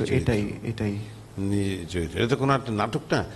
আমি এখানে দুটো চরিত্র রবীন্দ্রনাথকে আমি ওখানে দাঁড় করিয়েছি, কারণ জিনিসটা যাতে একটু ভিজুয়ালি অ্যাপিলিং হয়, রবীন্দ্রনাথ এবং ইন্দিরা দেবী। তো রবীন্দ্রনাথ খুঁজে পাওয়া একটা মহা কঠিন ব্যাপার ছিল, ওইরকম রবীন্দ্রনাথ পাবো কোথায়। একবার আমি বলি একটু কাহিনী এই ক্ষেত্রে। একবার আমি তো সারাক্ষণ রবীন্দ্রনাথ খুঁজে বেড়াই, আমি তো সব কিছু খুঁজে বেড়াচ্ছি, তখন প্রপস খুঁজছি, এই খুঁজছি, কাঠবিড়ালি খুঁজছি, হ্যাঁ, চিঠিটা যে ভাঁজ হবে সেটা আমি মাথার মধ্যে আছে, কখনো চিঠিটা পৌঁছবে, ভাঁজ করবে, সব কিছুই। তো আমি একটা ঢাকাতে আপনারা জানেন যে রিক্সা বলে একটা জিনিস আছে যে আমাদের চলে, ওই রিক্সাতে একবার আমি সন্ধ্যার সময় উঠেছি, দেখি একটি ছেলে ইয়াং, রবীন্দ্রনাথ, প্রায় রবীন্দ্রনাথ, বেশ ফর্সা। ও বলে কোথায় যাবেন? আমি যে কোথায় যাবো নাই, তোমাকে আমি 300 টাকা দিলাম, তুমি ঘুরো, চলো আমার সাথে, যেখানে পারো তুমি যাও, আমার কোনো গন্তব্য নেই, ডেস্টিনেশন নেই, তুমি আমার সাথে চলো। এই কেমন কথা? যে তুমি চলো না, এই গলি সেই গলি, এই বাড়ি ও বাড়ি, ঘুরতে থাকো, তোমার সাথে আমি কথা বলবো। তোর সাথে কথা বলছি যে সিনেমা দেখো কি না, দেখলে কী ধরনের সিনেমা দেখো, বাড়িতে কে আছে, কজন আছে, কি খাও, ইনকাম কত মাসের। আমি ধরে নিচ্ছি ওই যে 2 মাস আমি কাজ করাই, ট্রেনিং দিই, 2 মাসের ইনকাম দেবো, আমার সাথে থাকবে, ও দেখেন সব কিছুই হবে। পরে যখন বললাম যে একটা সিনেমার চরিত্র, বলে যে না একটু ভেবে দেখি। আমি যে মোবাইল নাম্বারটাও নিলাম, তারপরে এসে আমি আমার আরেকজনের সাথে কথা বললাম, অ্যাসিস্ট্যান্টের সাথে, না অ্যাসিস্ট্যান্ট না, সে ওই কৌশিককে চিনো তো, কৌশিক শঙ্কর দাস, ও সিনেমা করে। কৌশিককে বললাম যে কৌশিক এরকম পেয়েছি, বলে দাদা এই চান্সটা নেন না, এটা একটু রিস্কি হয়ে যায়। কারণ যে রবীন্দ্রনাথ জানে না, যে সিনেমা করে না, যে সিনেমা দেখে না, যে রিক্সা চালায়, এটা আপনি যতই ট্রেনিং দেন না কেন ওই অভিব্যক্তি হবে না। তারপরে এই ছেলেটাকে খুঁজে বের করেছি, সিনেমা করে, ও ছবি টবি করে, মেকআপ টেকআপ করে, ওকে চুল কাটতে দেয়, কাটে নেই অনেক দিন, দাড়িটা একটু বড় হয়েছে, ট্রিম করে একটা দাঁড় করানো গেছে আর কি, মানে হয়েছে ওকে, মানে মোটামুটি রবীন্দ্রনাথ হয়েছে, হয়েছে একটা, না? হ্যাঁ হ্যাঁ, রাইট। আচ্ছা, আর কারো কোনো প্রশ্ন, আর কারো আছে, বা কোনো প্রশ্ন না, মন্তব্য আছে? হ্যাঁ প্লিজ।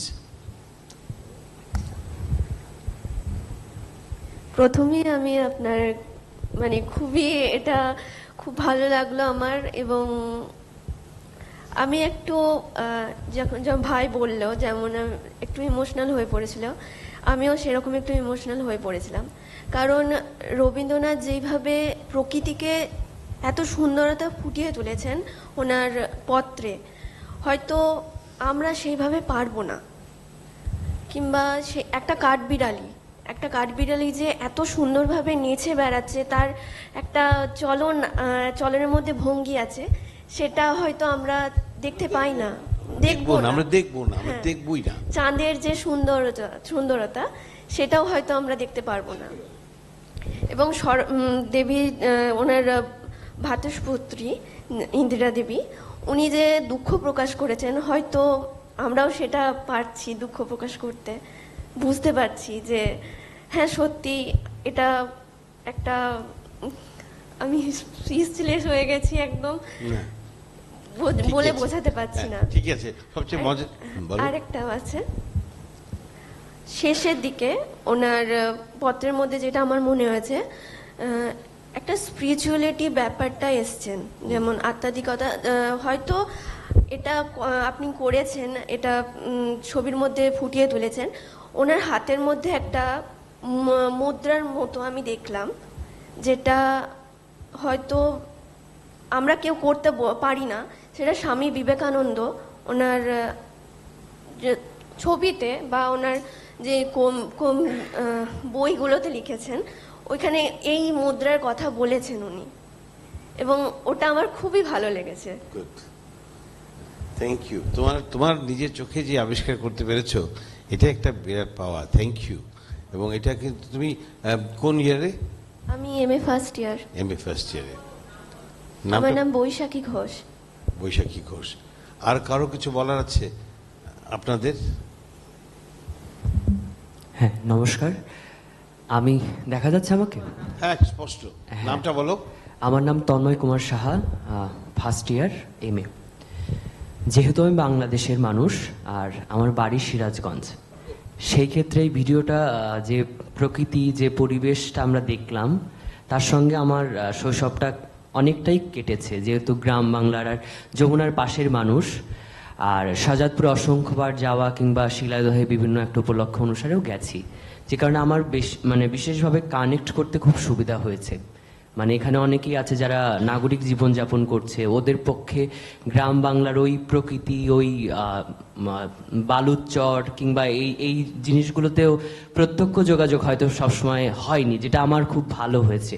তবে আমার যেটা সবচাইতে খুব ভালো লেগেছে যে একটা চিঠি, হ্যাঁ, একটা চিঠির মধ্য দিয়ে দুটি মানুষের যে সংযোগ স্থাপন করা, অর্থাৎ রবীন্দ্রনাথ যেটাকে প্রত্যক্ষ দর্শন করছে, যে গ্রাম বাংলার যে প্রকৃতিকে উনি দর্শন করছে, সেই দৃষ্টি, তার যে চোখে দেখার সামগ্রী, সেইটা যে ইন্দিরা দেবী তার নাগরিক জীবনে এসে তার যে একটা মনের মধ্য দিয়ে সেই ছবিটা নিজের আপন মনের মাধুরী মিশে তাকে একটা রূপরেখা দিচ্ছে, সেটা আমাকে খুব ছুঁয়েছে। যে একটা সাধারণ আমরা যে চিঠির সময়টা, আমি আমার বাবা মার কাছে শুনেছি যে তাদের সময়ও চিঠির একটা প্রচলন ছিল, বা আপনাদের সময়ও ছিল, কিন্তু সেইটা দেখলাম যে এই চিঠি সেই চিঠিকে ছাপিয়ে গিয়ে একটা অন্যরকম চিঠি তৈরি করেছে। একদম, এটা আমার খুব ভালো লেগেছে এই জায়গাটা।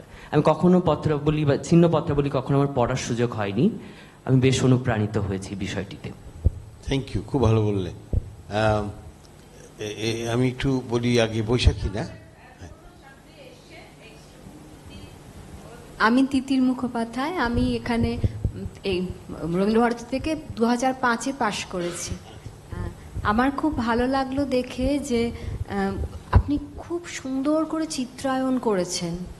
আসলে রবীন্দ্রনাথ তো ছিন্নপত্রের মধ্যে দিয়ে সবসময় বলেছেন যে এই পৃথিবীর সঙ্গে উনি একাত্ম বোধ করছেন, যেটা সোনাত্তরী কাব্যগ্রন্থেও আমরা পাই। উনি বলছেন যে মনে হয় আমি এই ধরনীর সঙ্গে শুয়ে পড়ে থাকতুম, এই জগৎ সংসার পৃথিবীর সঙ্গে ধরনীর সঙ্গে ওনার একটা মনের একাত্মতা, এবং এই যে একটা চিরন্তন সত্য, আমরা এই জগৎ সংসারেরই অংশ, এটাকেই কিন্তু উনি চিঠির মধ্যে দিয়ে একটা খুব সহজভাবে প্রকৃতির সঙ্গে সম্পৃক্ত করে তুলে ধরেছেন, যেটা সাধারণ চিঠির থেকে অনেক বেশি উত্তরণ হয়ে গেছে, একটা সাহিত্যমূল্য এসেছে তার মধ্যে। এই জন্যই এটা পত্র সাহিত্য।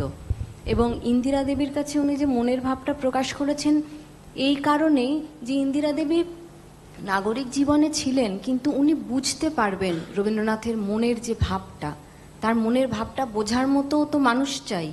উনি তাই ইন্দিরা দেবীকে এইগুলো লিখেছিলেন, এবং যখন লিখেছিলেন তখন তো উনি ভ্রাতুষ্পুত্রীকে লিখেছেন, কিন্তু সময়, কাল, দেশ ছাপিয়ে এটা একটা চিরন্তন সাহিত্য হয়ে উঠেছে।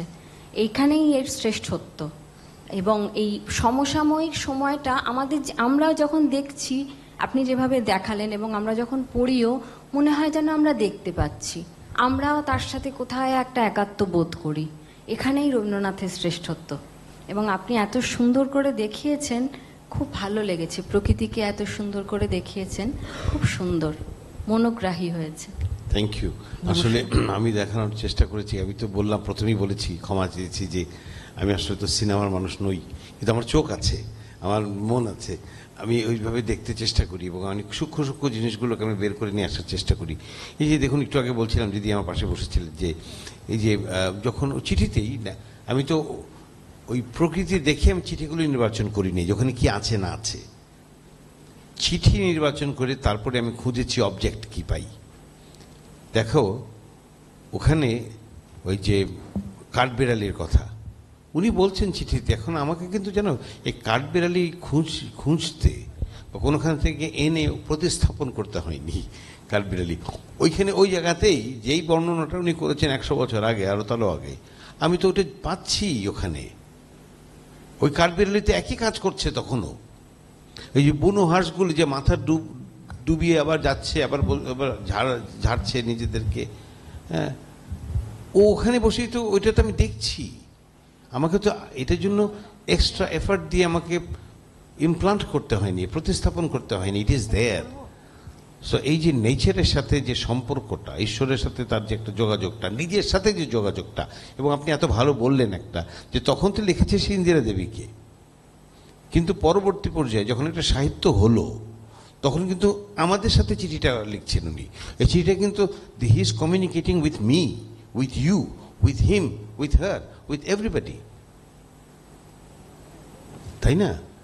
এই হচ্ছে কথা। জি স্যার, আর একটা কথা আমার মনে হচ্ছিল দেখতে দেখতে, আমি কোথায় যেন একটা, মানে আপনি যেভাবে চিত্রায়ন করেছেন প্রকৃতিকে নিয়েই তো করেছেন, কোথায় যেন আমি আরণ্যকের সঙ্গেও খুব মিল পেলাম। বিভূতিভূষণ আরণ্যক যখন লিখেছিলেন তখন ওই সময় ওই নাড়াবইহার, লবটুলিয়া, ওই দিককার পুরো প্রকৃতিটাকে উনি এমনভাবে সাহিত্যে স্থান দিয়েছেন, দেশ কাল পাত্রর ঊর্ধ্বে ওটা একটা অন্য রকমের সাহিত্য মূল্য তৈরি হয়েছে। কোথায় একটা, আসলে রবীন্দ্রনাথ থেকেই তো পরবর্তীতে সবাই এসেছেন, তারই অনুসারী হয়ে। সেইটাও যেন আমার মনে হয় পরবর্তী সাহিত্যে এই আরণ্যকের মধ্যেও একই কথা, প্রকৃতির সঙ্গে একাত্ম হয়ে যাওয়াটা আছে। আমার এটা দেখতে দেখতে আরণ্যকের কথাও খুব মনে পড়ছিল। আমি জানি না এটা অপ্রাসঙ্গিক লাগছে কিনা সবার। না, ঠিকই আছে। Thank you. আমাদের শিক্ষক ডক্টর দ্যুতি সরকার কিছু বলবেন। নিশ্চয়ই। সবার প্রথমে আমি আপনাকে একটা ধন্যবাদ জানাই। সেটা হচ্ছে, আমরা যারা এপার বাংলায় থাকি সবসময় ওপার বাংলায় গিয়ে ওপার বাংলাকে দেখা তো আমাদের পক্ষে সম্ভব হয় না।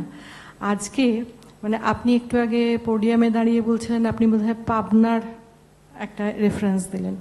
তো আমার পূর্বপুরুষ পাবনার, তো পাবনাকে আজকে আমি হয়তো চোখে দেখলাম এইভাবে। তো এই জায়গাটা মানে ওপার বাংলার যে আজও প্রকৃতির যে রূপ, যেটা আমরা কলকাতায় দাঁড়িয়ে পাই না, হ্যাঁ, শুধু কলকাতায় নয়, পশ্চিমবঙ্গের এখন যেভাবে উন্নয়ন হচ্ছে তার ঠেলাতে হয়তো অনেকটাই বন বা গাছপালা যদি বলেন, সেই প্রকৃতিটা কাটা পড়ে যাচ্ছে।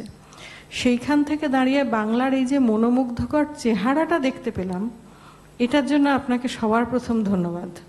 পদ্মাকে এমন সুবিস্তৃতভাবে দেখার জন্য আপনাকে অনেক ধন্যবাদ। এখন এরকমই আছে। হ্যাঁ, মানে আমারই ইচ্ছে করছিল যে ওরকম যদি একটা সুযোগ থাকতো একবার চলে গিয়ে একটু দেখে আসতাম, অন্তত কিছু না 7 দিনের জন্য হলেও দেখতে পারলে ভালো লাগতো।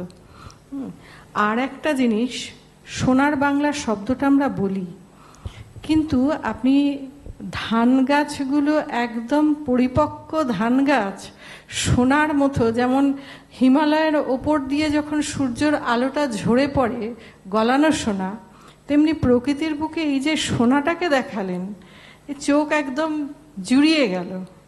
হ্যাঁ, এটার মানে আমি অন্যান্য দিকে, ওরা তো রবীন্দ্রনাথকে নিয়ে বললো, আমি রবীন্দ্রনাথকে নিয়ে একটা কথাই আমার এখানে ছাত্রছাত্রীদের জন্যও বলার, সেটা হচ্ছে রবীন্দ্রনাথ নিজের মুখে বলছেন, আমার যে অনুভূতি, যেটা দিয়ে রবীন্দ্রনাথ যেটা আপনি তুলে ধরেছেন, সেই জায়গাটা সবাই পৌঁছতে পারে না। তো আমার ছাত্রছাত্রীদের কাছেও আজকে আপনার চিত্রায়নের মাধ্যমে এবং কথা বলার সুযোগে প্রত্যেকের উচিত সেই অনুভূতির কাছে নিজেকে পৌঁছানোর চেষ্টা করা। এইটা করলে তবে বোধহয় রবীন্দ্রসঙ্গীতই বলুন আর রবীন্দ্র সাহিত্যই বলুন, সবটা সঠিক মর্ম কথা যেটা, সেটাকে উপলব্ধি করা সম্ভব হবে। আপনি এই যে জায়গায় একটা ছোট্ট বাক্যে আমার সমস্ত ফিল্মটার মধ্যে ওই কথাটা আমাকে ভীষণভাবে টেনেছে, যেখানে রবীন্দ্রনাথ বলছেন যে এই প্রকৃতির মধ্যে দাঁড়িয়ে তার যে অনুভূতিটাকে তিনি নিজে আত্ম উপলব্ধি করছেন, সেই উপলব্ধিটা সবাই করতে পারে না। এই জায়গাটাতে আমাদের প্রত্যেকেরই কিন্তু নিজেদেরকে আরও বেশি উত্তরিত করার দরকার আছে। এটা আপনার প্রথম পোডিয়ামে দাঁড়িয়ে যে কথা বলছিলেন তার সঙ্গেও একটা, আপনি তো সাজুজ্য রেখেই কাজটা করেছেন, কিন্তু আমার রবীন্দ্রনাথের মুখ দিয়ে এই কথাটা বলানোতে আরও বেশি যেন প্রাণস্পর্শী হয়েছে মনে হলো। ধন্যবাদ। অনেক অনেক ধন্যবাদ। আমাদের পিএইচডি স্কলার সুকান্ত কিছু বলবে। প্রথমেই আসলে কিভাবে বলবো, খুব অনানুষ্ঠানিক পরিচয় আমার সাথে চঞ্চল কাকার। কারণ আমার বয়স যখন 10, মানে আমি যখন মাত্র রবীন্দ্রনাথের গানের সাথে পরিচয়, তখন 1998 সালে এই 70 বছরের যুবকের সাথে আমার পরিচয়। এবং ভীষণ সুন্দর করে রবীন্দ্রনাথকে বাংলাদেশের নতুন প্রজন্মের কাছে যারা পৌঁছে দিচ্ছেন তাদের মধ্যে তিনি অগ্রপথিক। আসলে আমরা যখন কোনো ডকু ফিল্ম দেখি সাধারণত সেগুলো পরিচালকদের, মানে চিত্র পরিচালক বা চলচ্চিত্র যারা নির্মাণ করেন, তাদের একটা খুব বড় ক্যানভাসের মধ্যে আমরা একটা ঘটনা, একটা চরিত্র এগুলো উপস্থাপন হতে দেখি।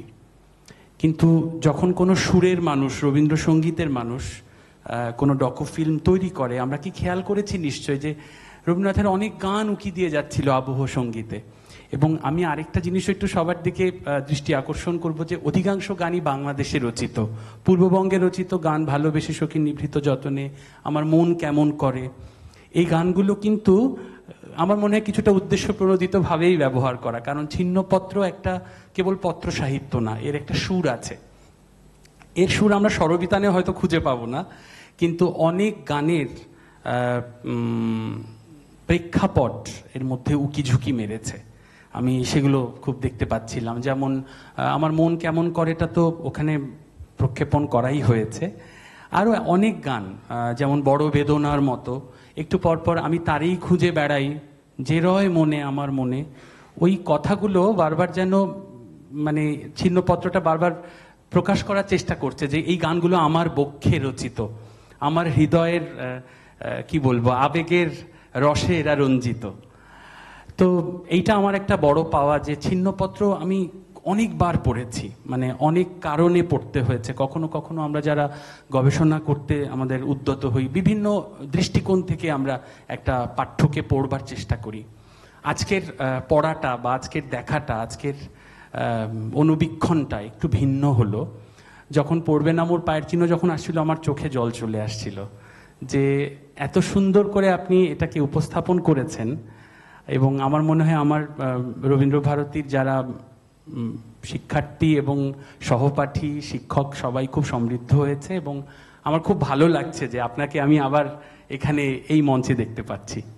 তো আমাদের সবার পক্ষ থেকে আপনাকে সাধুবাদ এবং অনেক অনেক অভিনন্দন।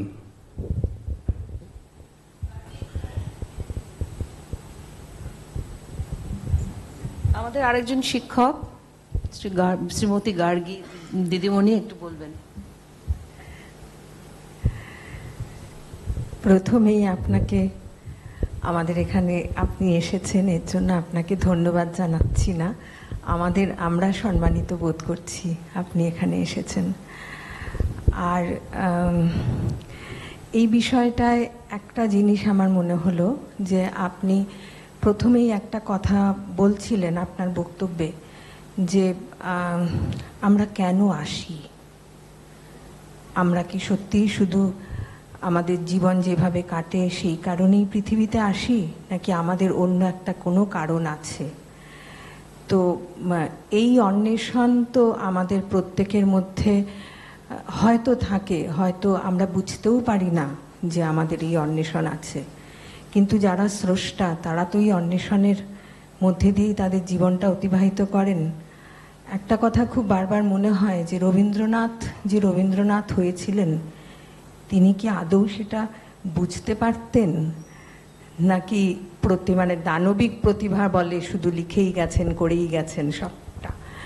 তো আজকে এইটা দেখে যেটা মনে হলো আর কি, যে আত্ম অন্বেষণের যে পথ, সেখানেই ছিন্নপত্রাবলী এবং এই সম্পূর্ণ যে সময়টা, এটা একটা বিরাট, এটা একটা পথের একটা অন্যতম কারণ আর কি।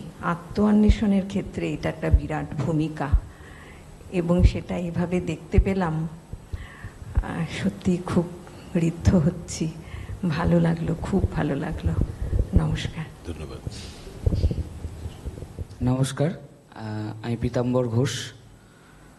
যখন ডকুমেন্টারিটা শুরু হলো তখন যে ভঙ্গি দিয়ে মানে তার স্টার্টটা দেখানো হলো, আমি প্রথমত ভেবেছিলাম এটা ডকুমেন্টারি, কিছু সংলাপ থাকবে যেটা একে অপরকে বলা হচ্ছে, যদিও চিঠির মাধ্যমে, তবুও ঠিক আছে। কিন্তু প্রথম থেকে স্টার্টটা অনবদ্যভাবে স্টার্টটা হলো, মানে প্রাকৃতিক যে মানে সুন্দরী, যেটা আপনিও হাইলাইট করলেন, এই যে বক্তব্যটার সঙ্গে যে রবীন্দ্রনাথের যে কি মনোভাব বা তার মনে যে কি প্রভাব, সেটা প্রথম থেকেই আপনি স্পষ্ট করে দিলেন। ঠিক আছে, এবং প্রত্যেকটা লাইন বাই লাইন যা চললো এবং তার সঙ্গে যা প্রতিকৃতি ছবি যা ভেসে উঠলো, তা কিছুটা আমার ছোটবেলায় আমাকে নিয়ে গেল আর কি। মফস্বলে বড় হওয়া, এবং আমাদের পদ্মা নদী ছিল না, কিন্তু খুব কাছেই আমরা পেয়েছি গঙ্গা নদীকে। ঠিক আছে, তো এরকম অবস্থায় আমরা গঙ্গা নদীতে আমরা প্রায়ই যাতায়াত ছিল, এবং তার যে ভাবধারা, সেই যে বয়ে চলা গতি, সেটা নিয়ে আমরা প্রচণ্ডভাবে অনুভব করতাম সেই জিনিসটা। এবং কিছু বছর আগেও আমি যখন রবীন্দ্রসঙ্গীত আমার খুব প্রিয় হলো, আমি রবীন্দ্রসঙ্গীত নিয়ে প্রচণ্ড আবেগী হয়ে পড়লাম, তখন একটা জিনিস আমার মনে হতো, এই ঘরের ভেতরে বা কোনো বদ্ধ জায়গার মধ্যে রবীন্দ্রসঙ্গীত আসে না, তার ভাবরস প্রস্ফুটিত হয় না। মানে সেটা যেন নিজেই ডিমান্ড করে যে আমার প্রকৃতিকে চাই, তা না হলে আমি যে রসটা আমার মধ্যে সঞ্চার করে রেখে দিয়েছি সেটা তোমার পর্যন্ত মানে মানে অপোজিট পার্সনকার বা অপোজিট মানুষ পর্যন্ত আমি পৌঁছাতে পারবো না। ঠিক আছে, এই যে বস্তুটা বা এই যে ভাব রসটা, এটা প্রত্যেকটা ইয়ের সঙ্গে আপনি খুব ভালোভাবে দেখিয়েছেন, খুব ভালো লাগলো এটা, আমি খুব সম্পৃক্ত হলাম। এবং আরেকটি আমার কাছে প্রশ্ন আছে, যেটি বব বলে আখ্যান করেছেন তিনি, তো হঠাৎ তার ভ্রাতস্পুত্রীর সঙ্গে যখন সংলাপ হচ্ছে, তখন বব আখ্যানটা দেওয়ার পেছনে তার কি মনোবাঞ্ছা বা তার এটা কি নিশ্চয়ই কোনো ডাকনাম, নাকি এটা কোনো এই নামে ডাকতেন? এখন ওই একটু বললাম তো যে বব কেন আমি জানি না। বব তো ইংরেজিতে আমরা জানি যে ইংরেজিতে ববটা হচ্ছে রবার্টের সংক্ষিপ্ত নাম অথবা নিকনেম। হ্যাঁ, যেমন উইলিয়াম, বিল বলা হয়, ডেভিডকে ডেভ বলা হয়, রিক বলা হয় ডেভিডকে। তো কিন্তু কেন বব আসলো জানি না, বাট খেয়াল হয়তো কোনো নিশ্চয়ই কোনো একটা কারণ ছিল, বা বব আই ডোন্ট নো, ওনার এই বব কি সেই বব না অন্য কোনো অদ্যাক্ষর দিয়ে কিছু একটা ওনার ভাবনা থেকে এসছে, আমরা জানি না। কিন্তু ওই নামেই তাকে ডাকা হতো, ডাকতেন এইভাবেই। এবং পুরো ছিন্নপত্রে তুমি দেখবে যে বব কথাটা, বব, প্রিয় বব বলে সম্বোধন করা, চিঠির মাঝখানে ববের কথা আসা, যেটা আছে আর কি। যাই হোক, এটা তো আমরা জানি না। সত্যি মানে খুবই আপ্লুত আমি এইটা দেখে। আমি এ পর্যন্ত আমার রবীন্দ্রনাথের বায়োগ্রাফি নিয়ে দুটো চলচ্চিত্র বলুন বা ডকুমেন্টারি বলুন আমার দেখা, সেটা হচ্ছে ভিক্টোরিয়া এবং ওকাম্পো নিয়ে। এই কিছু মাস আগেই আমাদের ইন্টারন্যাশনাল ফিল্ম ফেয়ারে একটা ইয়ে এসেছিল, জানি এটার কথা। হ্যাঁ, এটা জাস্ট দেখেছি আমি, খুবই ওখানেও আমি প্রচন্ড আবেগী হয়ে পড়েছিলাম, এখানেও আমি প্রচন্ড আবেগী হয়ে পড়লাম। খুবই অসংখ্য ধন্যবাদ আপনাকে এইরকম একটা ধন্যবাদ সবাইকে দেওয়ার জন্য। Thank you. সবাই ভালো বলেছো, আমি খুব প্লিজ যে সবাই এখানে যারা শিক্ষক আছেন তাদের ব্যাপারটা তো বাদই দিলাম, আর তো শিক্ষক, কিন্তু ওনারা তো খুব ভালো বলেছেন, আমিও নিজে সমৃদ্ধ হলাম। আর তোমরাও কিন্তু আমাকে অনেক কিছু আবার নতুন করে শেখার সুযোগ করে দিলে। Thank you. চঞ্চলবাবু, আপনাকে আমার ধন্যবাদ বললে কম বলা হবে, কৃতজ্ঞতা। আপনি যে এরকমভাবে এত সুন্দর একটা ডকুমেন্টারি আমাদের উপহার দিলেন, একদম মনে হলো রবীন্দ্রনাথকে দেখলাম। আমি তো একটু সারেগামা করার মানুষ বেশি, তা আমি অনেক সত্যি তথ্য সমৃদ্ধ হলাম। আমি চিহ্নপত্র একটু পড়েছি, পুরোটা আমার হয়নি, মানে 20-25, মানে পড়তে তো সময় লাগে, আবার মনে হয় ব্যাক করে যাই। রবীন্দ্রনাথ পড়তে না আমার খানিকটা পড়ার পর মনে হয় আবার শুরু থেকে পড়ি, সবসময় করতে করতে একটু স্লো হয়ে যাই, মানে আমার যা কাজের গতিকারে। কিন্তু এইটা যে একটা অদ্ভুত আপনি দেখালেন, মুহূর্তের মধ্যে পুরো ছিন্নপত্রটার চোখের সামনে ভাসছে। আর দ্বিতীয়ত আরেকটু বলি টেকনিক্যালি, যেটা এটাকেই বলে যে আন্তর্জাতিক কর্মশালা, যেটা ওই যেভাবে উনি ডকুমেন্টারি করে এইভাবে নিয়ে এসছেন, এইটা কিন্তু গ্লোবালাইজ মানুষরাই করতে পারেন। তো উনি তো একজন গ্লোবালাইজ মানুষ, সারা পৃথিবীতে ওনার যাতায়াত, তো সেজন্য আমার খুব ভালো লাগছে যে আন্তর্জাতিক বলাটা সার্থক হয়েছে। এবং উনি আবার যখন আসবেন, কালকে ওনার আবার লেকচার আছে শুরুতে, উনি কালকে আবার অন্য বিষয় নিয়ে বলবেন। তো তোমরা কিন্তু সবাই 11:15 মধ্যে অবশ্যই এসে যাবে, হয়তো 11:35 কি 40 হবে শুরু হতে। তোমরা কিন্তু যেরকম আজকে খুব সুন্দর শেয়ার করলে আমি খুব খুশি, এটাই চাই। সবার একটু ফিডব্যাক না দিলে, চুপ করে বসে থাকলে তো ভালো লাগে না জিনিসটা, না কেউ কিছু বলতে পারে না। এই বছর আমি দেখছি অনেক উন্নত, ভালো লাগছে, কিন্তু আরেকটু পার্সেন্টেজটা বেশি হতে হবে। আমি যেমন খুঁজে খুঁজে দু একজনকে আমি জানি বলে বললাম, কিন্তু এটা যেন না হয় নিজেরাই আরেকটু উদ্যত হয়ে বলবে, যা পারবে বলবে, তাতে কেউ কিচ্ছু মনে করে না। কিন্তু যদি না বলতে পারো, শেয়ার না করতে পারো, তাহলে নিজেদের কিন্তু আপলিফটমেন্ট হবে না কখনো। ভুল বলো, যাই বলো, যিনি আসবেন তিনি শুধরে দেবেন, কোনো তাতে লজ্জার কিছু নেই যে আমি বলতে পারলাম না ভালো করে, এরকম মানে কুণ্ঠা করবেই না তোমরা। আর না হলে কিন্তু কর্মজীবনে প্রবেশ করাটা মুশকিল আছে। শুধু গান গাইলেই হবে না, বলতে পারতে হবে, সাহিত্যটা পড়বে। তোমাদের তো এটাই কাজ, আর তো কিছু কাজ নেই। কাজেই তোমরা এই কাজটা যদি একটু ভালো করে করো, এখনো তো সংসার জীবনে প্রবেশ করোনি, বাবা মা খেতে দিচ্ছেন, খেয়ে চলে আসছো, আর তো কোনো কাজ নেই। পড়ার রেয়াজ ছাড়া কিন্তু তোমাদের কোনো কাজ নেই। কাজেই ফুল ইউটিলাইজ করো, এবং এই ওয়ার্কশপে যারাই বক্তা আসবেন তাদের সঙ্গে শেয়ার করো, তবেই তো বুঝবে যে কি হবে। বুঝতে পেরেছো? ভালো থাকো। আর আমাদের একটা ছোট্ট টিফিন তোমাদের জন্য ব্যবস্থা হয়েছে, যদি একটু কম পড়ে তোমরা একটু ভাগাভাগি করে খাও। 2টো নাগাদ ওরা দেবে, জানি না কি পেট ভরবে কিনা, কারণ আমাদের জানো তো বাজেট থেকে যা করা হয়। তোমরা শেয়ার করে খাবে, আর যদি হয়ে যায় তো ভালোই। আমি জানি না এখানে কতজন আছো তোমরা। আর আমাদের পরবর্তী ক্লাস শুরু হবে ডক্টর কাবেরী কর, উনি আসবেন ধ্রুপদের ওপরে কিভাবে রেয়াজ করলে তোমাদের রবীন্দ্রসঙ্গীতটা ভালো হবে সেইটার ওপর আমি বলতে বলেছি ওনাকে। তো উনি 2:15-র মধ্যে এসে যাবেন। আমরা ঠিক 2:30-টেই শুরু করব, তোমরা কিন্তু দেরি করো না, এসে যেন আমি হল খালি দেখি না। হ্যাঁ, আর একটু খেয়ে নাও, খেয়ে 2টো নাগাদ প্যাকেট দেওয়ার কথা, আমি গিয়ে একটু দেখছি যে এসছে কিনা প্যাকেট। চঞ্চলবাবু আপনাকে অনেক ধন্যবাদ, এগুলো আমাকে একটু অফিসিয়াল করতে হলো, না হলে কি খুব ভালো। কালকে আপনার সঙ্গে আবার দেখা হচ্ছে আমাদের। আপনি আপনি আর কিছু বলবেন না? আপনি একটু বলে দিন। হ্যাঁ নিশ্চয়ই। তোমরা জানতে আজকে কি হবে? আজকে যেটা হলো জানতে এটা? আচ্ছা, সারপ্রাইজ। হ্যাঁ, আচ্ছা, কালকে কি হবে সেটা জানো? বলবো না?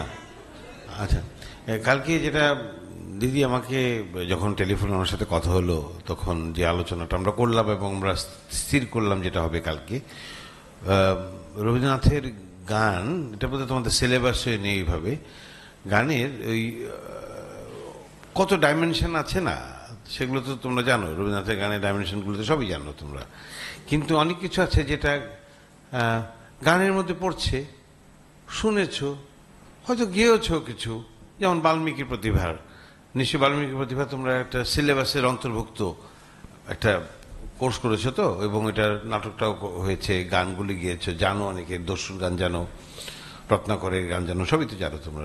আজ এখন ওই বিভিন্ন নাটকে রবীন্দ্রনাথের কিছু হাস্যরসের বিষয় আছে। আমি তোমাদেরকে কালকে ধ্রুপদাঙ্গের গান, বাউলঙ্গের গান, এগুলো কিছু শেখাবো না। হ্যাঁ, আমি শেখাবো না। এখন কথা হচ্ছে শিখছি, হ্যাঁ, এর বাইরে হাস্যরসের গান। এখন ওইটা হি হি করে খেলে অথবা খিলখিল করে হাসার ব্যাপার শুধু নয়, ওইটার মধ্যে বাণী আছে একটা। হ্যাঁ, ওইটার মধ্যে একটা এক ধরনের ফিলসফি আছে, সেগুলো নিয়ে আমরা একটু আলোচনা করব। আর যদি আমার ক্ষমতায় কুলায়, আমি হয়তো ওই অনেক গান আছে, এটার পর একটা কাজও আছে। তোমরা আজকে রাতে যদি যাও, দেখো ইউটিউবে চঞ্চল খান গিয়ে সিঙ্গার, ওখানে দেখবে, বা ইউটিউবে সার্চ করো, হ্যাঁ, রবীন্দ্রনাথের হাসির গান, HASHIR এইভাবেই টাইপ করো, বা হাসির গান টাইপ করো, একটা অ্যালবাম পাবে। ওইটা একটু শুনো যদি পারো, তাহলে ব্যাপারটা মাথায় আসবে যে আমি কী করতে চাইছি। কালকে আমরা আলাপ করবো ওই হাস্যরসের গান, শুধু এটা বিনোদন নয়, এটা বাইরে যে ব্যাপারটা আছে সেটা আলাপ করবো, এবং 2-3 ধরনের গান, হয়তো বা 2-3টা গান আমরা কিছুটা দেখবো, শিখবো আর কি একসাথে। ঠিক আছে, থ্যাংক ইউ দিদি, আপনাকে আবার ধন্যবাদ, সবাইকে ধন্যবাদ। এই যে পার্থ বেচারা, ও তো এখন পর্যন্ত আছে এখানে, সবাই শুনছে, এবং আপনাদেরকে আমি কি বলবো বলেন, আপনাদের কথা শুনলাম, সাথে রইলাম, সমৃদ্ধ হলাম, আমিও ওদের সাথেও তো রইলামই। Thank you very much.